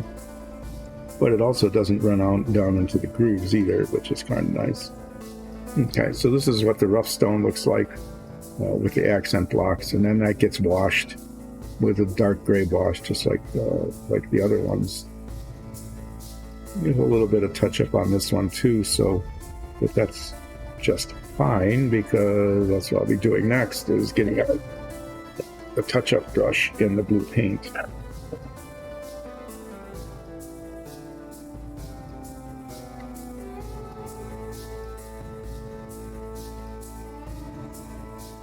Yeah, all over the workbench here.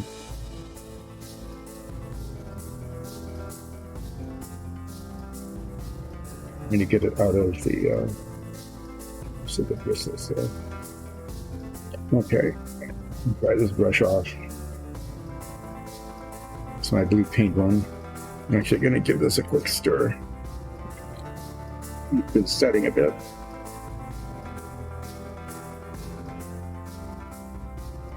Okay, so we will pull this out and attempt to find the spots that I saw before that needed to be touched up. Down here on the base where I touched it. Touching up the touches.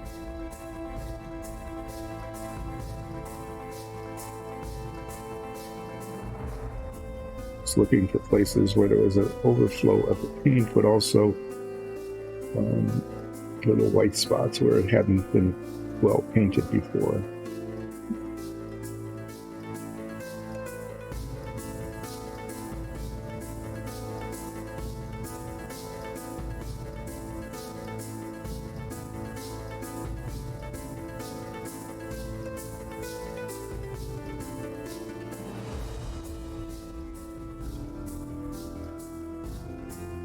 Seemed to have been more before, but that's sometimes you just can't see them again. Okay.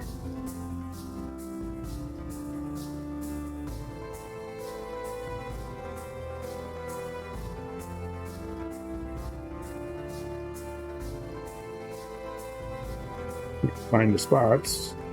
They're not going to be that obvious later either.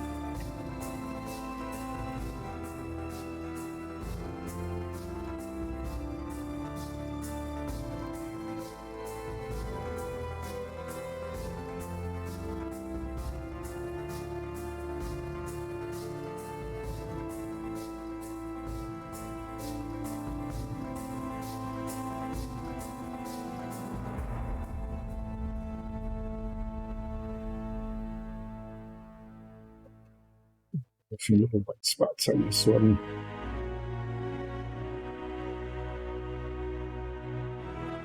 Little spots. Second touch up though on this.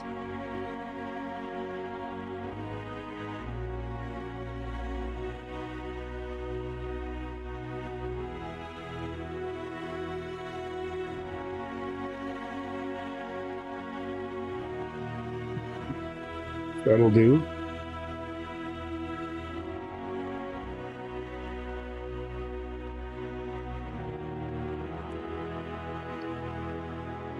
And scattered all over the workbench now are pieces of blue base coat with accent box.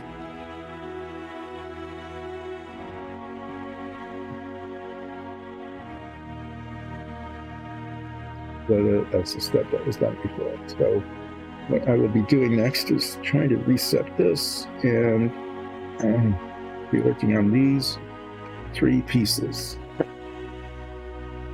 Cauldron, okay, the sarcophagus, and the throne. And parts of the sarcophagus are done in the same colors as the throne base. Like the top of the sarcophagus is blue, and the throne is blue, and the base of the sarcophagus is gray, and the base of this is gray. So I'll do those kind of at the same time. This is going to be painted a steel color, and then it's green on the inside, and I'm going to play with the bubbles. I might accent the bubbles a little bit. And I know that they didn't ask for that, but I'm going to paint the handles bronze just so they stand out a little bit. So this is the first thing I'm going to work on. The reason for that is a couple-fold. One is I need to put it on here to hold it, and I won't be able to get the feet quite right. So I'll be able to paint all of this, and then I'm going to have to come back after it's kind of dry and touch up the feet. So if I get this painted early on, I'll be able to pick it up and hold it and touch that up. And then I'm going to paint this guy silver. I need to find that. I couldn't find the chainmail silver earlier. And I've got the base colors for this. I got the blue. And somewhere out here also is the gray. So I'll probably look for those paints during break so that you don't have to watch me be off camera muttering about I can't find it. Okay? So, Relaxing Paintings with Dice and Dungeons will return in about 15 minutes. We'll see you then.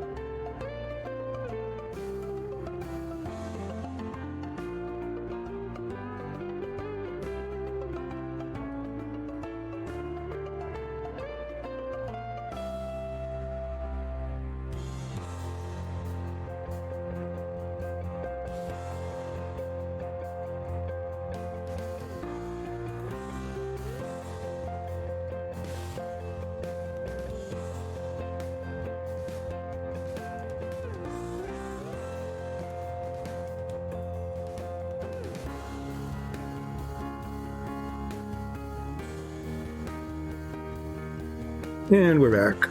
So, having had some success at getting things done so far this morning, we're moving on to some slightly more intricate things. Doing the cauldron, sarcophagus, and the throne. I'm going to start out simply with this because, as I mentioned just before break, I'm putting it on this holder because there really isn't any place to hold it. But in doing that, I can't get the bottom, so I want this to dry enough so that I can touch up the bottom of it a little bit later. So this is going to be done in one of the metallic colors. We haven't used those in a while, called steel, which is a really nice dark color. I'm just going to be painting this whole thing. And then the inside goo is going to be painted green. And I'm going to highlight these little bubbles with some pearlescent paint a little bit later on after the green dries. And then the inside of this will be filled actually with a little bit of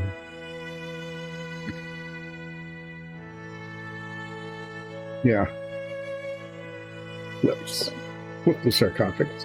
There we go.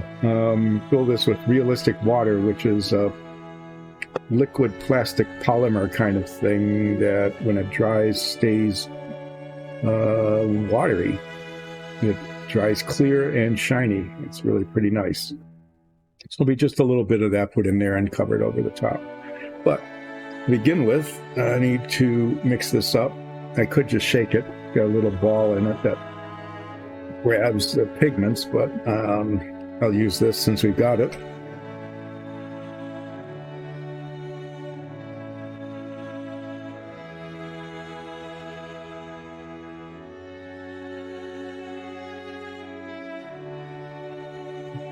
Essentially, all of these metallics are the same thing. It's like, what it is, probably a powdered aluminum suspended. And then there's different amounts of black pigment added to give them slightly different colors. This one has quite a lot of black pigment in it, so it comes out really quite dark. Anyway, we'll see how this goes. Open it up. A little bit of this goes a long way. I'm guessing like 2 drops of this, plus whatever is in the cap here, might actually end up being enough, even though this brush is pretty absorbent to cover the entire thing. Anyway, you can see it's a nice dark color. We get into the inside of the handle and all around the edges here. These paints are made for airbrushing large surface areas like pieces of model airplanes and stuff. But they work really well on things like this. Well, this cauldron is fairly featureless.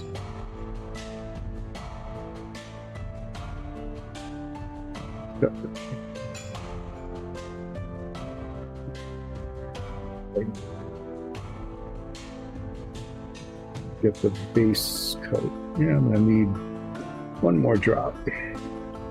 Finish the outside and the inside of the rim.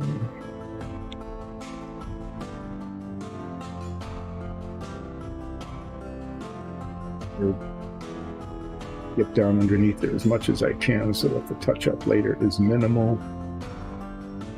There aren't any bubbles.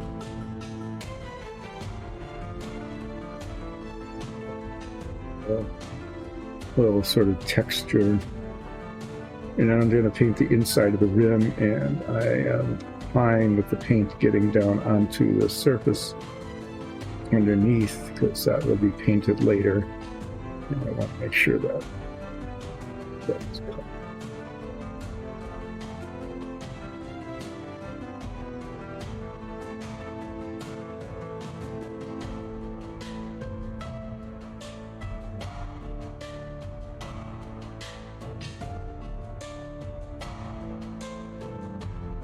That color, as you can see, it's It keeps its metallic sheen really quite well, but it's very dark colored. So it's a good color for a cast iron cauldron.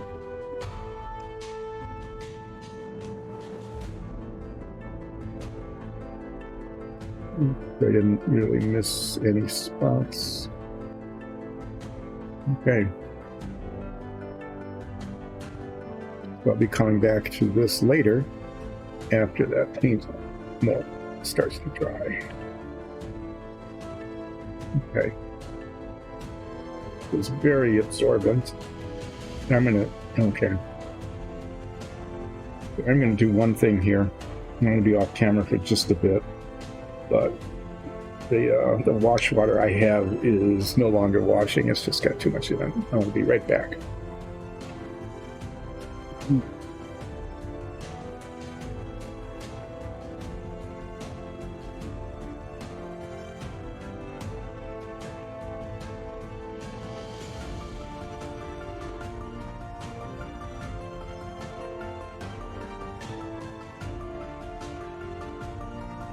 Well, you all got to watch nothing for just a little bit because pigment, a lot of little metallic flakes and pigment in here in this brush, and yeah, it's having a hard time getting itself come clean here.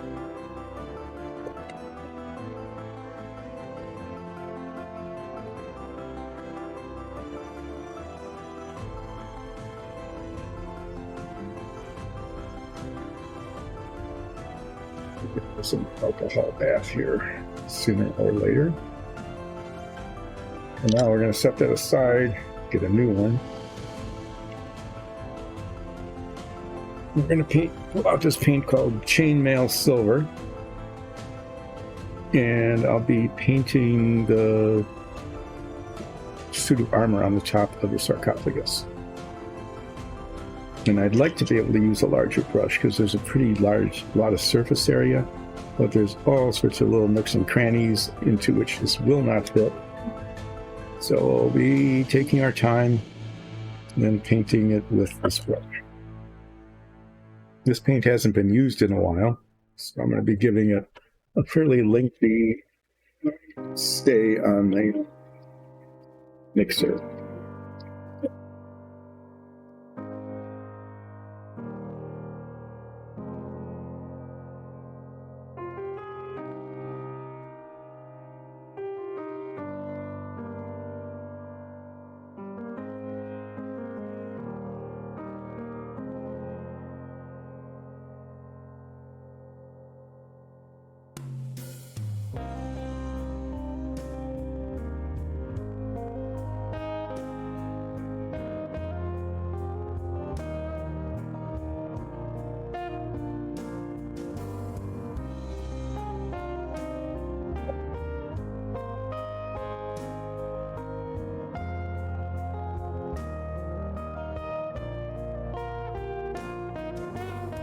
Squeeze some out, take the stuff off the tips so we don't waste it.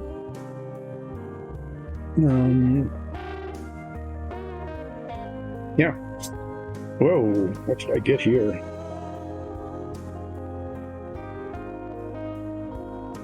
Something spattered all over the pants. I'm going to have to attend to that before too long.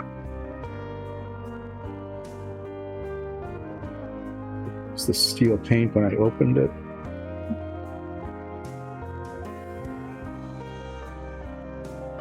Yeah, well, anyway, that needs to come off. They're acrylic paints, so it shouldn't be too terribly hard. I'll get some isopropyl alcohol and wipe that off. And if worse comes to worse, mineral spirits will sometimes work as well. Right, I want to get all around this guy. I'll be painting up to it from the bottom when I do the top of the sarcophagus. So I'll be getting paint underneath here. I have to get under the arm. Be getting a fair amount of paint onto the surface of the top of the sarcophagus. kind of intentionally so that I don't have any gaps later.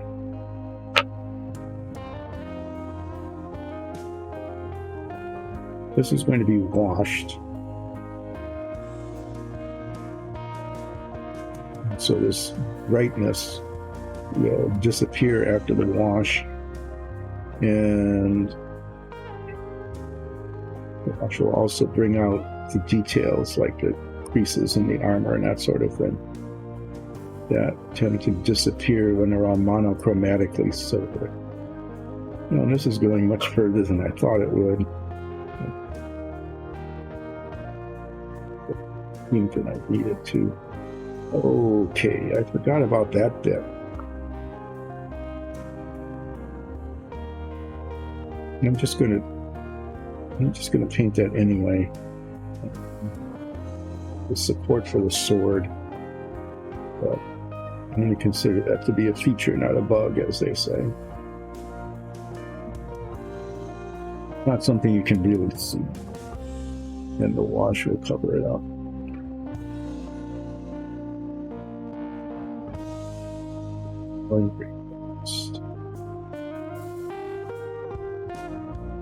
This turns out okay. We've done these before, some prototypes, oftentimes with a lot more detail. It's like one of his feet broke off. This be a feature as well. This is old. This silvered. And then the top of the sarcophagus, the lid is done in a dark color, okay?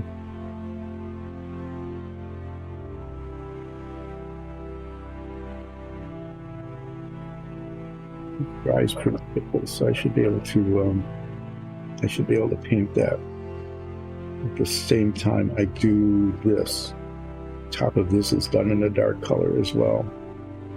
So I might start painting the base coat on the throne in the blue while this is drying, and then I'll do the top of the sarcophagus.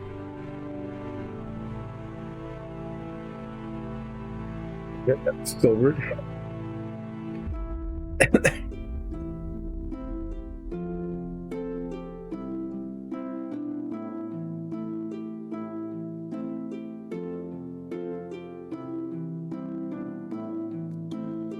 Okay. This is a little tricky. There's a lot of nooks and crannies and things in here, but also a lot of surface area. So I think what I'm going to be doing with this is actually painting some of it with a small brush in order to get the blue color into all these difficult spaces. It's not that I'm trying to outline the chain. I'm going to be getting blue on the chain because I want to make sure that the blue gets in underneath it in all of these corners. But then I think I'll pull out the larger brush to fill in the rest. And then I'll pull out the smaller brush again when I paint this. That would feel, it's really unfortunate. If I can get that off. Let's see, medium blue. Stir this up again.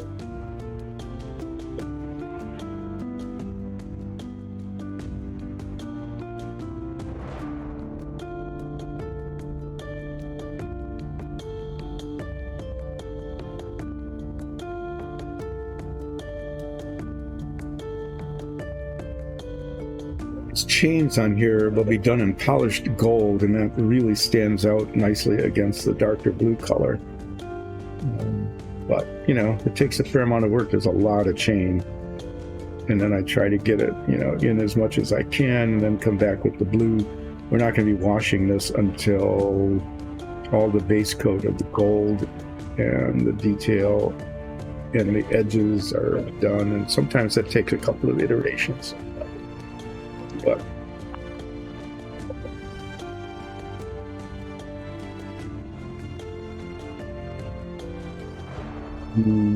dark blue base coat in.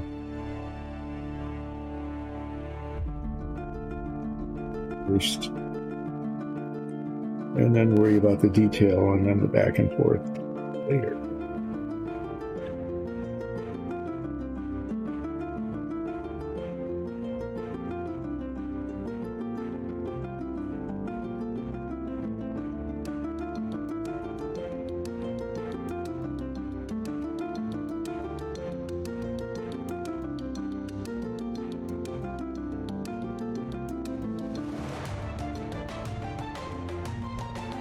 So as I was saying earlier in the stream,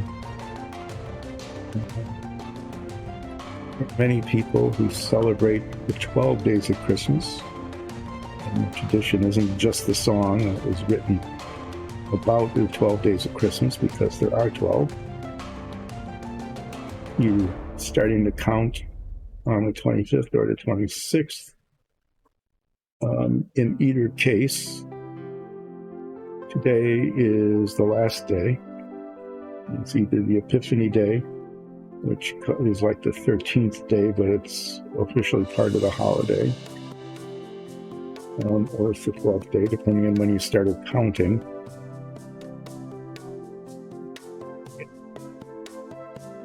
Fortunately, Christmas is ending. And for the people who celebrated the 12 days of Christmas, now is the time when the decorations need to come down and be put away. Likely be doing that, after today, because today is still a day of Christmas. But, starting this weekend, putting things away, trying to figure out how to get things back into the boxes from which they came, because last year we packed them so carefully and tightly and they all fit really well, but some of the lights stopped working and we bought new ones, and we keep them in the boxes or use the old boxes or have no boxes, all of those kinds of questions. And then you find out that there are some things that just don't fit anymore, and just stick them on the shelf and hope you can find them again next year. Anyway, there's all sorts of to do, and sad enough putting Christmas away, but the difficulty of getting things to fit. So,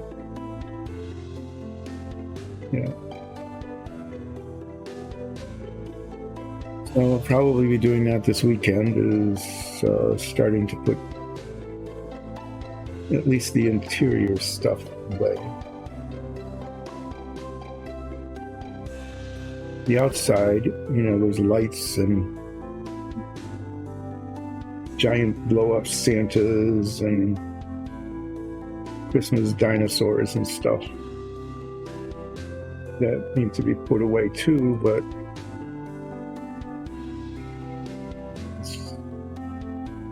you don't want those to be put away wet, so they'll have to wait for dry weather,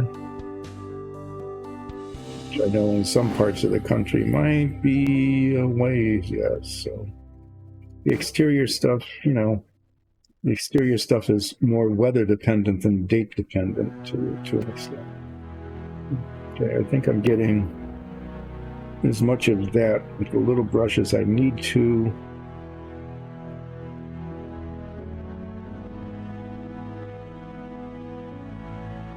Get into these crevices that will end up showing.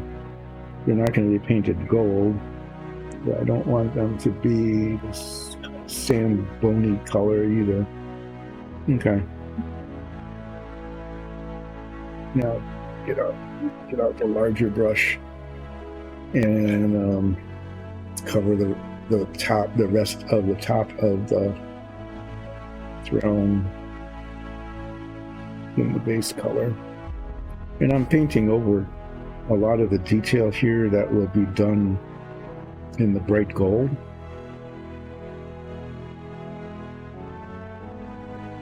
That's okay, because that's going to be painted bright gold.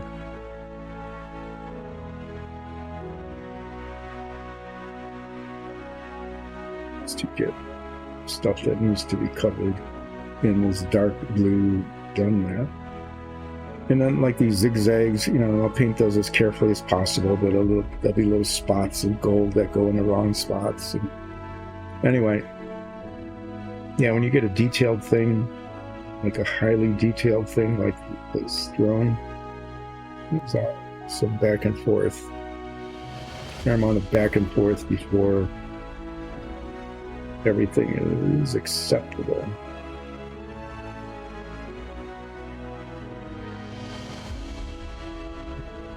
I expect that will be the case.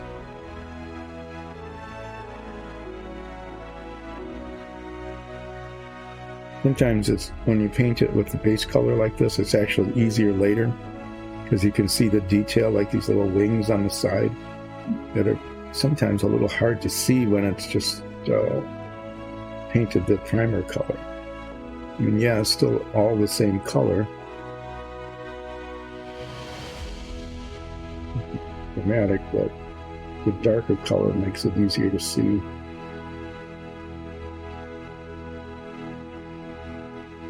And the base, these two rows of stone down here, are going to be painted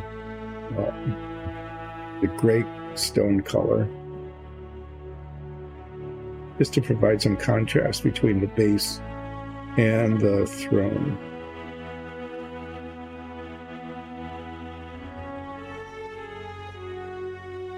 That's a convenient place to hold it in the interim.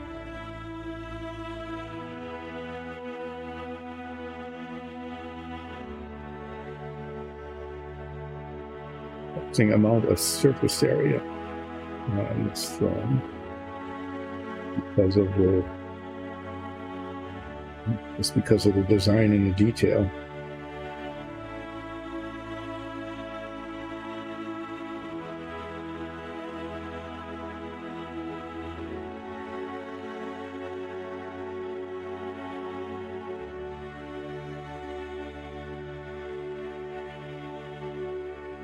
Smaller brush, nooks and crannies that need to be painted, but this is working.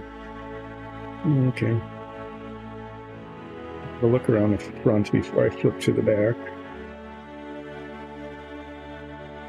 Make sure I got it all the way down to the base, and then I've got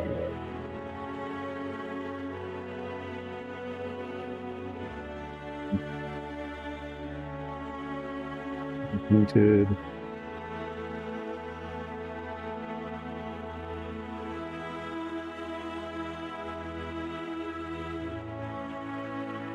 And will be touch up, but I want to get it as close to being done as possible. Big flat spot in the back. Paint big flat spots very often without a whole lot of detailed texture. So this is almost like just painting.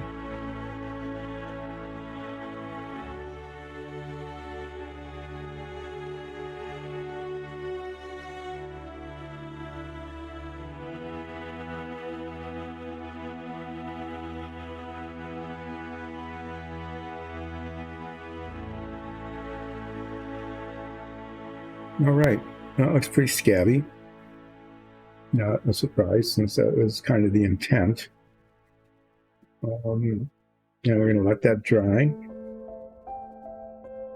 That soak. And I'm going to go over to the sarcophagus lid. Smaller brush. And I'm going to be using the same color. And I'm going to be painting the top of the lid much more carefully as I paint up to, but not onto, the suit of armor that's sitting up there.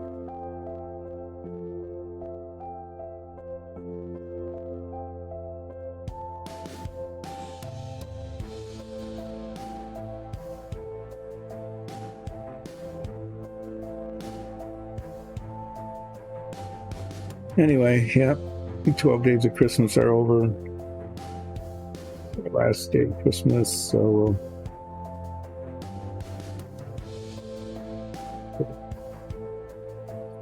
tomorrow. Certainly the inside stuff because it's indoors. And we'll see some of the outside stuff. It snowed a little bit today, but not bad, so we'll probably be able to get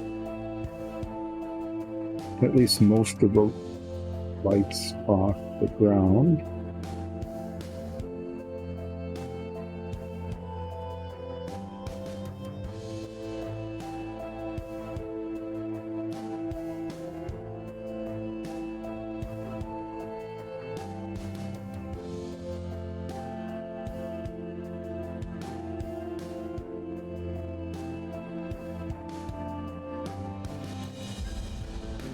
Make the effort to try to figure out how to get everything back into their storage boxes.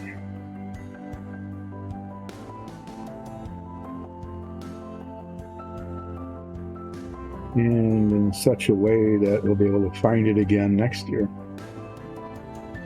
So one of the challenges.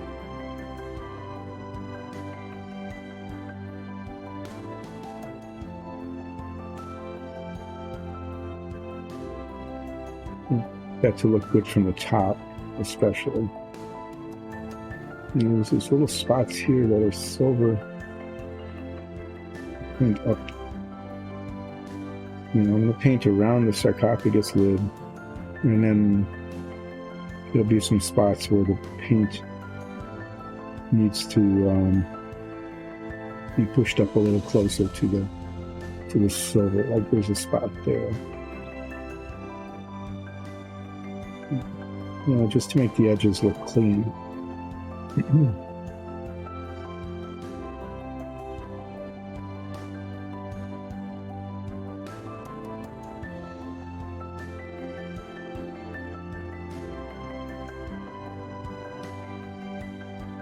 And then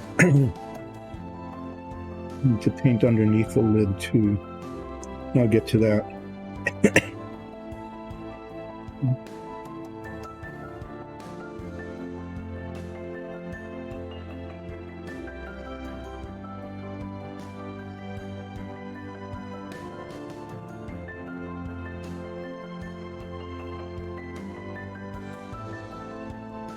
The little ridges on this. The print has a lot of detail. Really amazing what that little 3D printer with a fine filament can do. And like the whole suit of armor that is just printed on top. Really pretty impressive.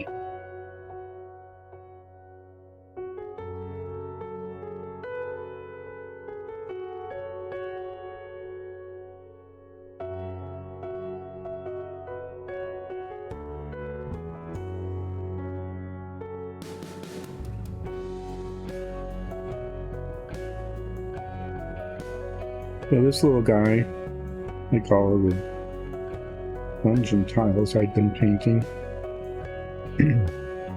was printed on one of those 3D printers that's chirping away behind me. And we keep pumping out all these pieces. There's some of these detail set pieces, bunches of walls and floors and base panels and everything that's needed to make really cool dungeons, which is what we're doing here. Is doing the finishing bits.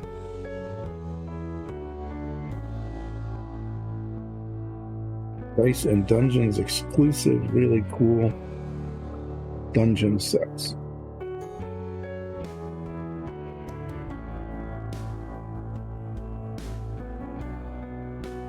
So, if you like what you're seeing, really would like to invite you, please, to become a subscriber.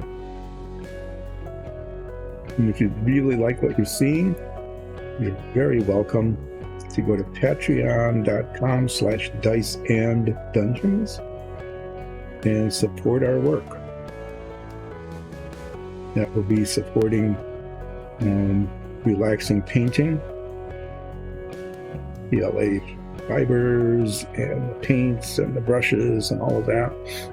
And also supporting our Dungeons and Dragons campaign, which streams with live chat Sundays, 2-3 Sundays a month. We'll be picking that up again now that the holidays are over.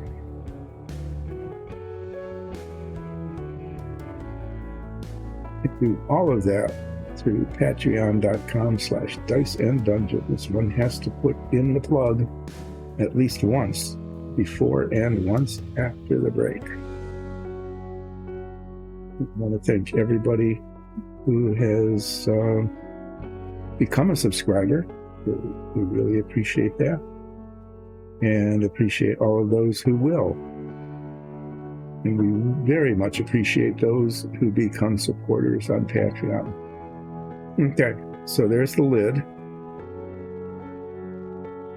And that's done in the same blue as the throne. And these dungeon tiles. So I'm going back to the throne now, and there's just spots where the texture allowed the paint, as either the paint didn't get down into it because it's kind of a deep divot, or as it dried it shrank a little bit and pulled up and away. Get into those while I still got the paint out and the little brush.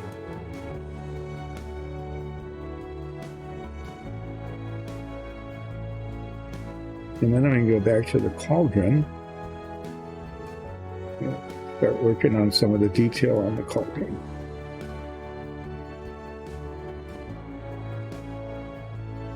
While this dries and that dries, and then I'll be painting the base of both of these.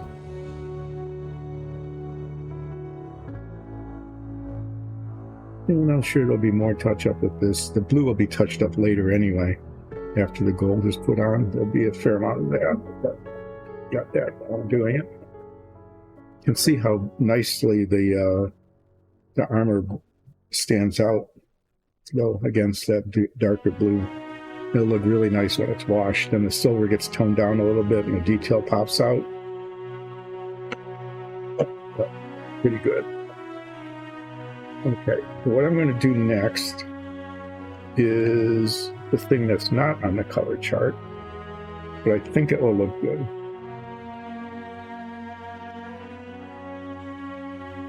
If not, we'll just paint over it. But this cauldron has these little handles, and I'm going to paint those bronze so that you can actually see them.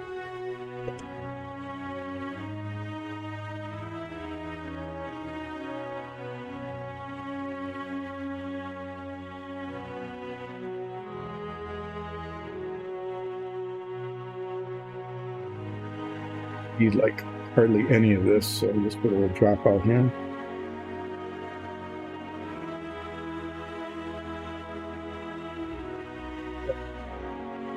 And let's see if I can paint those without getting paint all over the cauldron itself.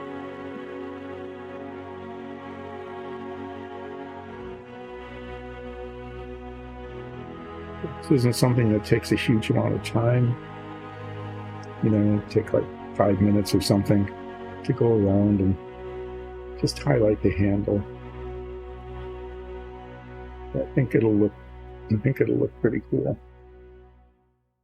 This bronze is a really nice color, but against the steel, it looks kind of green. I'm wondering if brass might be better, but you can always change the color later.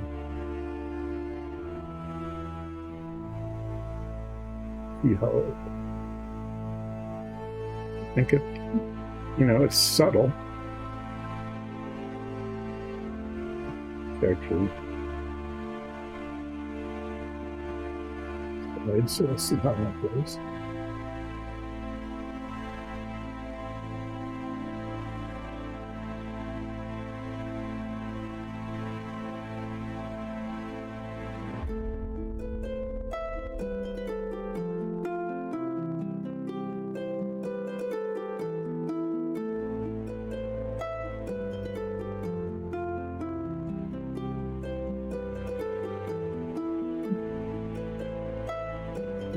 drop of paint, a couple of minutes of time.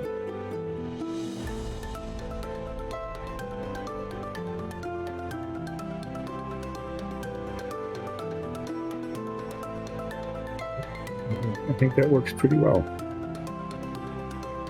And just enough so you can see that the handles are there, but not so much that they're like flashing out, like if I had done them in a bright grass color.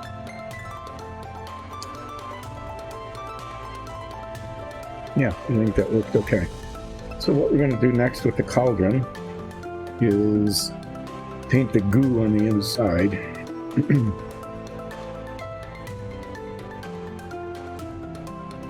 And that's going to be painted what's called flat green. Flat green, the bottle cap is really a nice bright green color, but the paint is not. The paint is kind of an olive-ish, dark olive kind of color. Which is a pretty appropriate cauldron glue color. So I want this to go on here and dry, not necessarily completely, but mostly. And I'm going to pull out a pearlescent color. Haven't used those in a while. And I'm going to highlight the bubbles. But before that, so I'm going to get this in there. I might end up using both brushes on this again, we'll see. And get this in there and let that start to dry. And while that's drying, I'm going to paint the base of the sarcophagus and throw in the gray color. This brush just grabs onto it and holds a huge amount of paint. Takes forever to clean.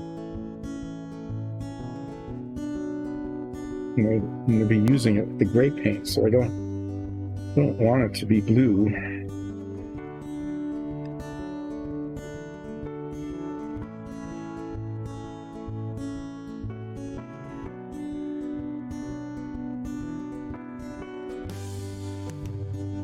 Now this is stirred up. You can see as I open this, it's much yellower than you would think in the bottle cap. I'm going to be painting this up to the edge here on the inside.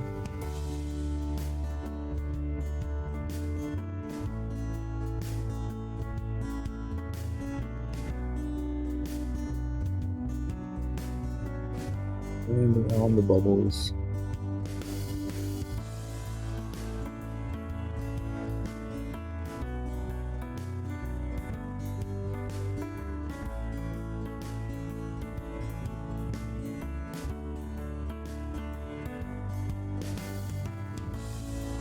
I found it's always a good idea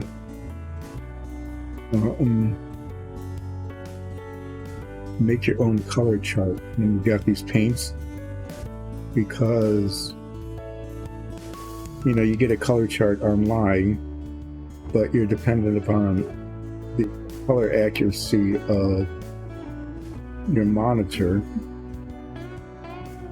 and if you print it out, your printer, and those you're counting on something you just really can't count on, no matter how much you try. But if you just take, a piece of white cardboard or something, and you swatch it with a little bit of the paint, then you know what it looks like. And so we've made a color chart of all of the paints that we use. And what we find is, it's not surprising, anybody who's done painting knows this, is that the wet color and the dry color are often very different. And the color on the cap is sometimes very different. So, yeah, when we're deciding what color to paint something, we pull out our color chart, which is just blobs of paint with handwritten labels. It's definitely nothing terribly sophisticated, but it's effective. I know this is slow. I'm getting around the bubbles, so using these little brushes probably a good idea, because I have to get around and I want to cover the bubbles even if I highlight them later, because I don't want them to, I don't want the primer to show through. But yeah, I definitely, and that wasn't in the color, the master list of colors either, is to highlight the bubbles, but you can see that they kind of disappear with the paint, with the dark green paint. I think it'll be cool to have those, just like the handle disappeared, but you just put a little subtle color on it, and it, you know, just pops up. I want to make sure I got all the way up to the edges, all the way around.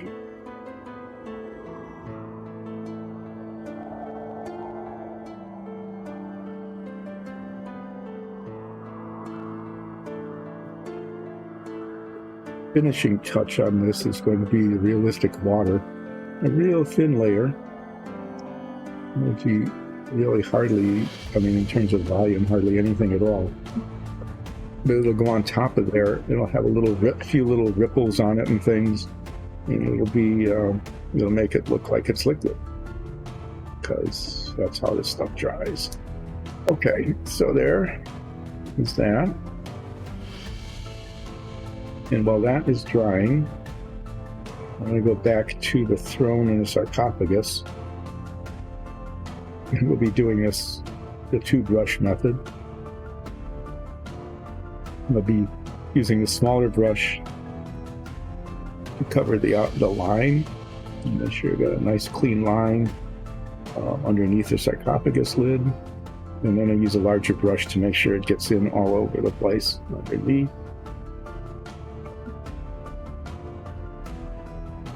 Yeah, I think I need this for this.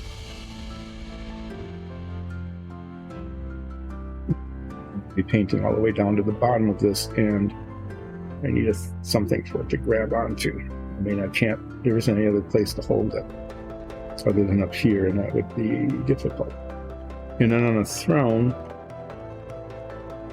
I need to get a nice clean line along the top of the stone and the bottom of the throne.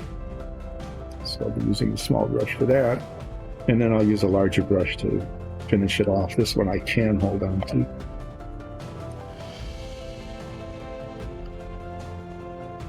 Do the sarcophagus first.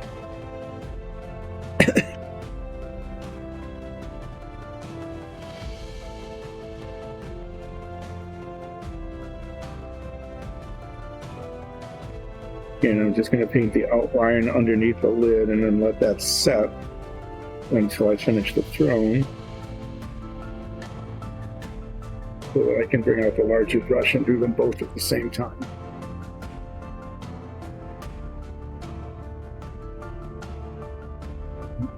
Getting down to it, isn't it? Using the paint in the bottle cap first. I don't know, we just keep doing that because I don't like to waste the paint. And sometimes quite a lot of paint will accumulate in the bottle cap, which is not only wasted paint, but as it dries in there and accumulates, it just makes it harder to seal as well. So a couple of good reasons to go ahead and use what's there.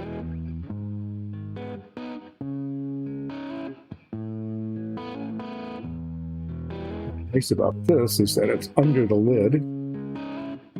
It doesn't show when you look at it unless you flip the thing over.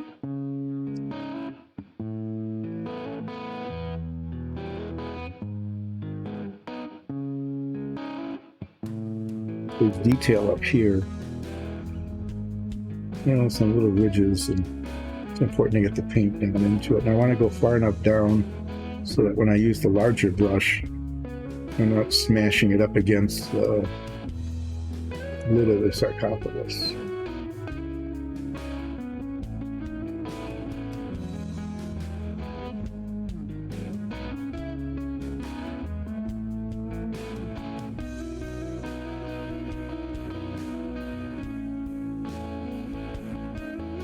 Kind of a beaded band there.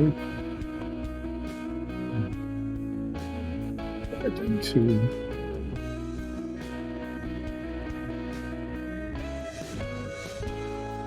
it doesn't overhang quite as much. To be a little more careful, make sure I get a nice clean line.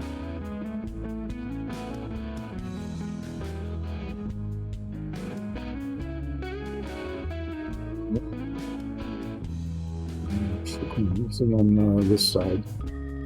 And once this side is done, I'll go to the throne and work on that.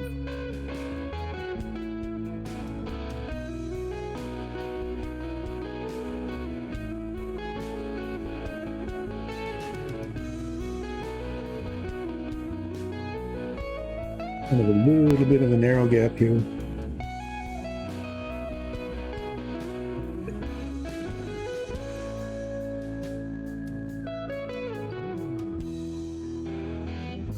Get down into the detail there and still try to do it with the bigger brush. Okay, so that's kind of how that looks. You can kind of see the contrast in colors there. And essentially what we're doing is sticking with the stone theme that we have for the dungeon tiles. And there's two base colors, this gray and the blue. And we're just carrying those over to the other detail pieces. So I'll set that aside for the moment and then come back with the larger brush and fill in the rest of the base.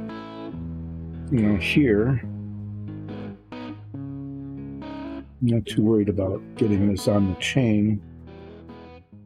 I want a nice clean line around the base of the throw.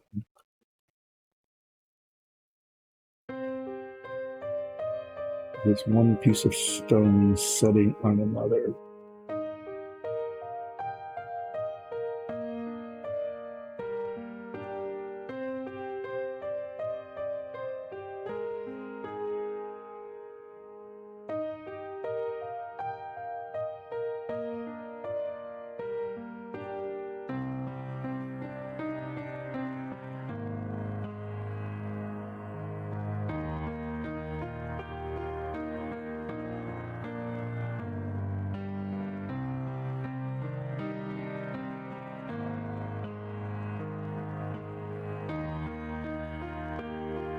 So we'll just go keep going around here, get the top of it done, and when it's done,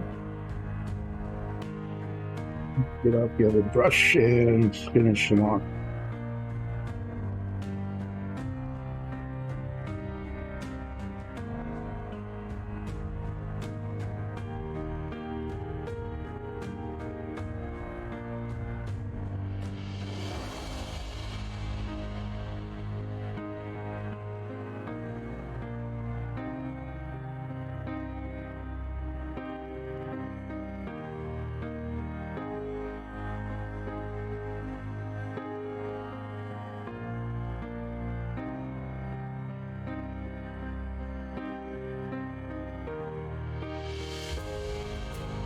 One thing is that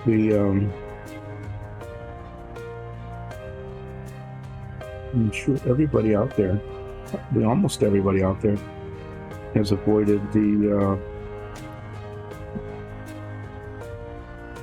occasion to do a song 12 Days of Christmas for real, in which case your domicile would be filled with all sorts of birds.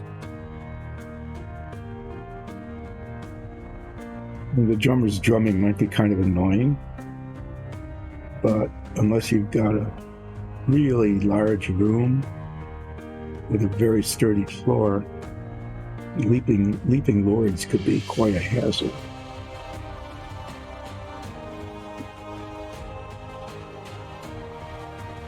A few of you out there, somebody just decided that that's what's in the song, that's what you need to do, and you rented some lords and drummers.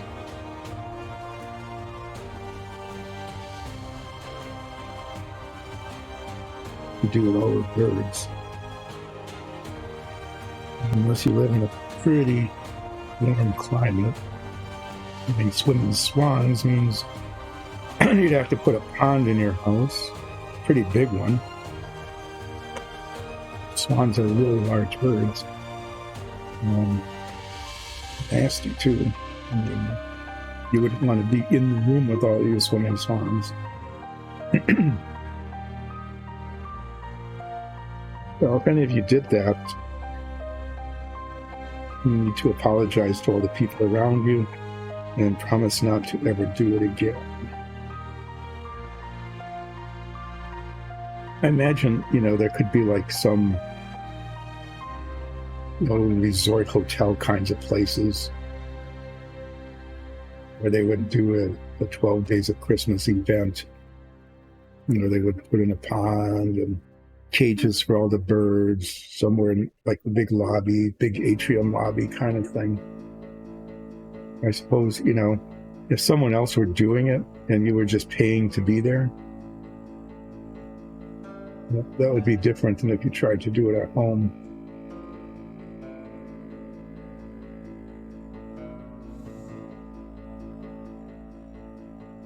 It's a question. I don't know. I think this is an open question that, when you do the 12 Days of Christmas, do you repeat everything you've given before, or do you just add on and acknowledge that you have a partridge and collie birds and things already given, or do you just keep piling them up so you end up with like 12 partridges and 12 pear trees at the end? I don't know. The redundancy that seems unnecessary. But the song does imply that you repeat the gifts each day of Christmas.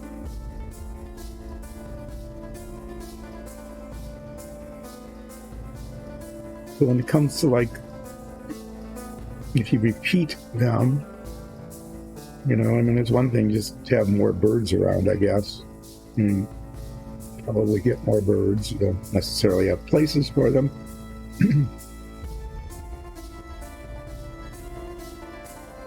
But like the drummers,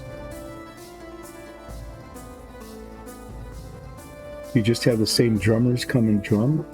I don't think that would work. If you're adding on, you need a bunch of drummers, and next time around you have to have more drummers, you would just add on more drummers. So yeah, you would definitely need a very large area if you added on the gifts each time, as opposed to just acknowledging that they were there and just adding the new ones.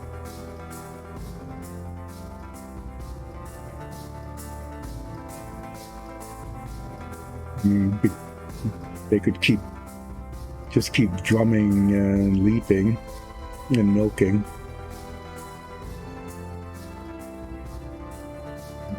Same people could just keep doing that. Wouldn't have to have more.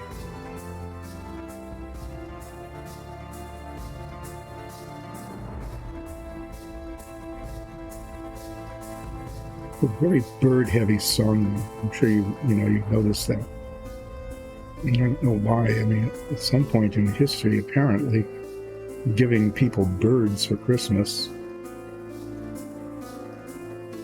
giving them the bird one way or the other, right, was a popular thing. But I can't believe that all those birds were easy to care for, or that people particularly liked having them around. So it seemed that even if it was a very popular thing to do, that it wouldn't be a very welcome thing.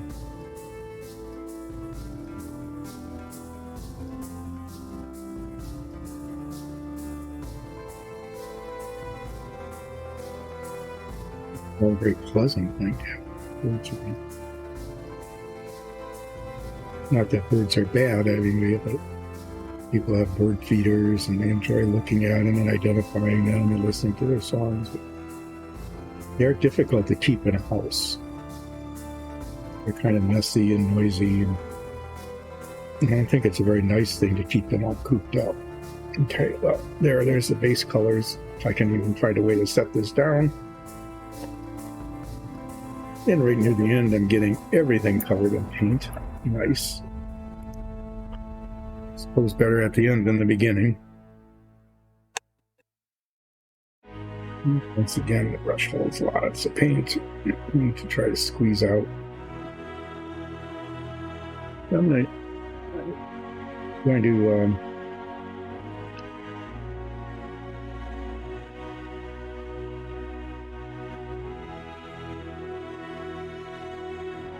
highlight the bubbles on the cauldron. And I'm probably going to end a little early today because there's nothing else I can really get started. And maybe what I could do, you know, if I can hold this, I could do things like I could paint the silver on the wings. I could paint that silver. I don't want to start with all the chains yet because I go down onto the base that I just finished painting and that's still wet. But we'll see how this goes. I'm going to do the bubble thing first. And then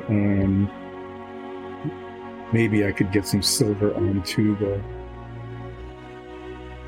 But even that, the silver almost needs to be painted after the gold because the gold chain goes down onto it. And then I want to paint the silver up to the gold. And then the jewel in the center gets painted last because it paints up to the inside of those edges. So I think I'm going to probably end a little bit early today, maybe like 20 minutes or so. After I highlight the bubbles in the cauldron. So I'll bring the cauldron back. And as you can see, that's a really nice pukey kind of looking green. It's a little uneven in the color, but I think that's okay. So it doesn't look all monochrome, but you really can hardly see the bubbles. So I'm going to pull these out. These are kind of cool. We've used them a few times in the past.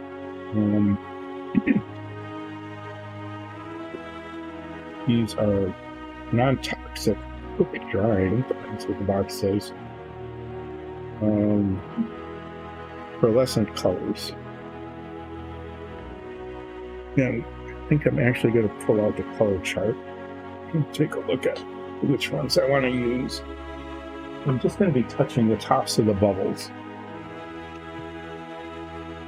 You can see that how nice and shiny they are.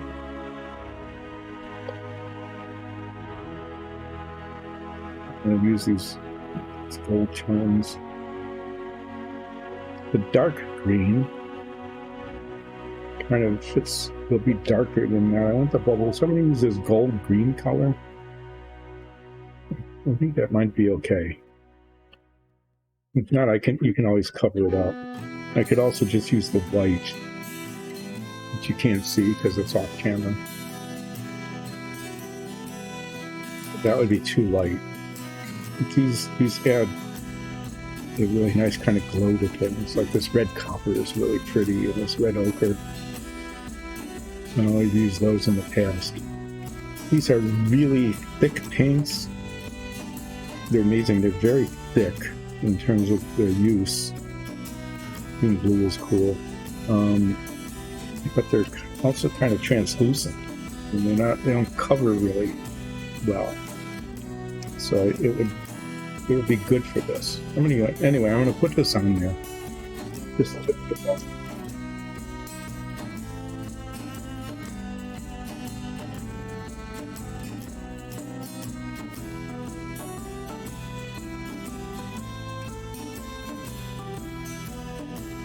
And if it doesn't look good, easy enough just to paint over it. And I'm going to need, usually this kind of splurts out. This, like I said, is very thick. Or I end up getting like 10 times more than I could possibly use.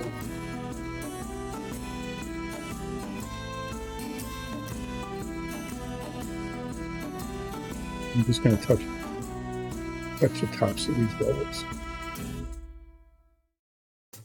I'm not even going to try to get the whole thing. I want to be able to see that they're there, because whoever designed this went through the trouble of putting bubbles in. And the printer went through the trouble of making them show.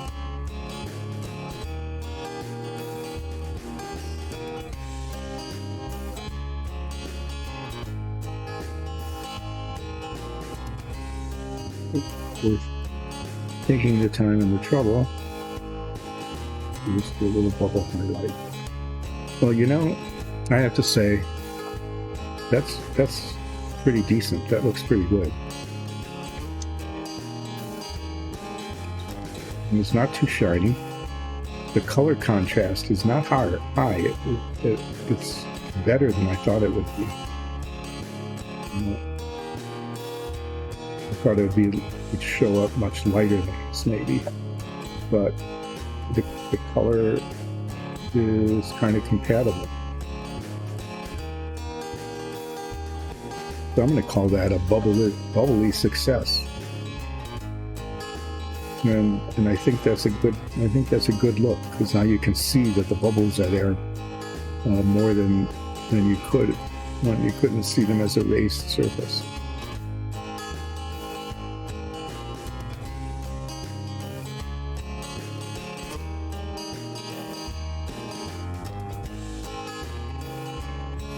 It's too bad I don't have a use for more of this, because the one drop that I splurted out is 100 times more than I needed to do this. But that is as it is. Thank you, non-toxic, quick drying, pearlized tones paint. All right, so we're going to be wrapping up here. You can look at the top of my bubble cauldron. Wrapping up here a little early because there isn't anything more I can really do today. These things, this is done, but it's not dry enough to wash. So I have to set that aside. This is done, and it needs the water. Oh, there is one more thing I'm going to do, and I will do that before we finish today. And I can't really get very far on this until I start painting gold chains, which I can't do until the base coat is dried. Whoa, there are all sorts of flaws on the gray base coat. No idea what happened. So, yeah, we get to fill some more time here as I fix the terrible flaws on the base coat gray.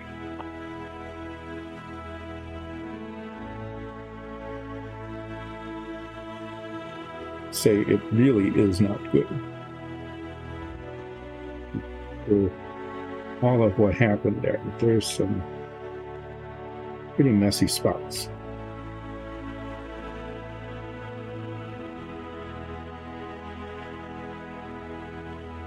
Inexcusable flaws in the paint.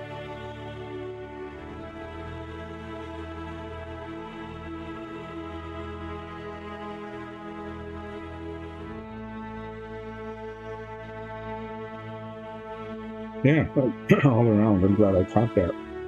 Let me check the sarcophagus quick.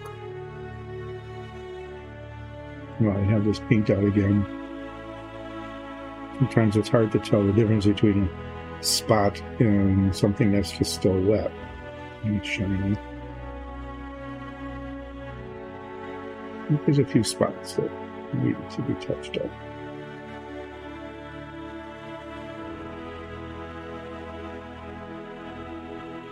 So yeah, there. That was something to use a few minutes, that's for sure. Yeah, the thing that needed to be done yet was, as I'd mentioned before I started the cauldron, was I stuck it on the sticky tack, and in doing that, couldn't get paint. Part that was stuck, but now the whole thing is dry enough to touch. I can get out the steel paint. Oh, enough on the bottle cap. Yeah, I'm gonna have to squeeze a tiny touch of this out.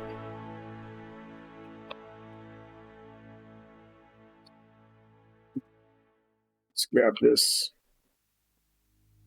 Use the big brush. Just dip it in here.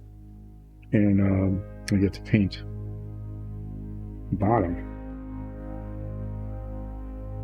So it couldn't be painted before.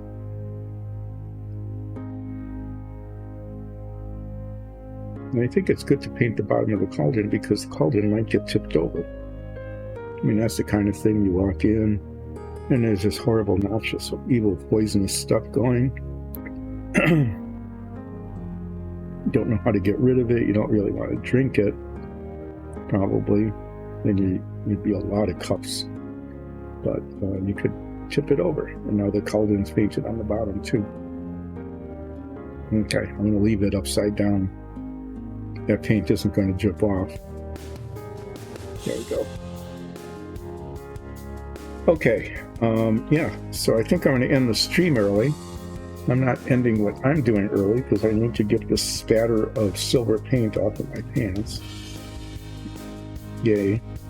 And I need to clean out this ledger product. And the alcohol bath. And so the water's not getting it up. All right, so to recap, we have put all sorts of accent blocks on dungeon tiles, including this really cool 4x4 curved corner. We base coated the sarcophagus. We have base coated the throne. We have, except for the realistic water, which will be going in here in a little while, finished a cauldron. Nice cauldron, I like that. We have not yet painted the flames and gas cloud traps. I guess I'll be working on those on Monday. And yet to be done is a whole huge lot of washing with the dark gray wash. That dark gray wash happens to go on the sarcophagus and the throne as well. So we'll be doing that later. Be working on this throne a good long time. There's lots of chains that need to be painted gold, and then there's going to be a lot of touch-up coming back at them. Paint got over the edge. The last time I did one of these, there was not as much touch-up as I feared there might be, but we'll see how this one goes. So that'll take some time. And then I'll be tackling some flames and some gas clouds. Put our stuff out here so people can see the pile of things that we've been working on, including these cool pillars that go into the dungeons, or you can just set them wherever you'd want on the floor. You can make them get in the way so that they're like a barrier. You can make them decorative. You can put little tapestries on them, I imagine. All sorts of clever stuff. So thank you for watching. Really appreciate it. Feel free to become a subscriber. That would be a tremendous thing. And even more tremendous would be if you became a Patreon supporter. That would be hugely appreciated. So from Dice and Dungeons, we'll say goodbye. Have a good weekend. Enjoy your last day of Christmas, those of you who celebrate it. And we'll see you Monday from 10 until 2 more. Bye.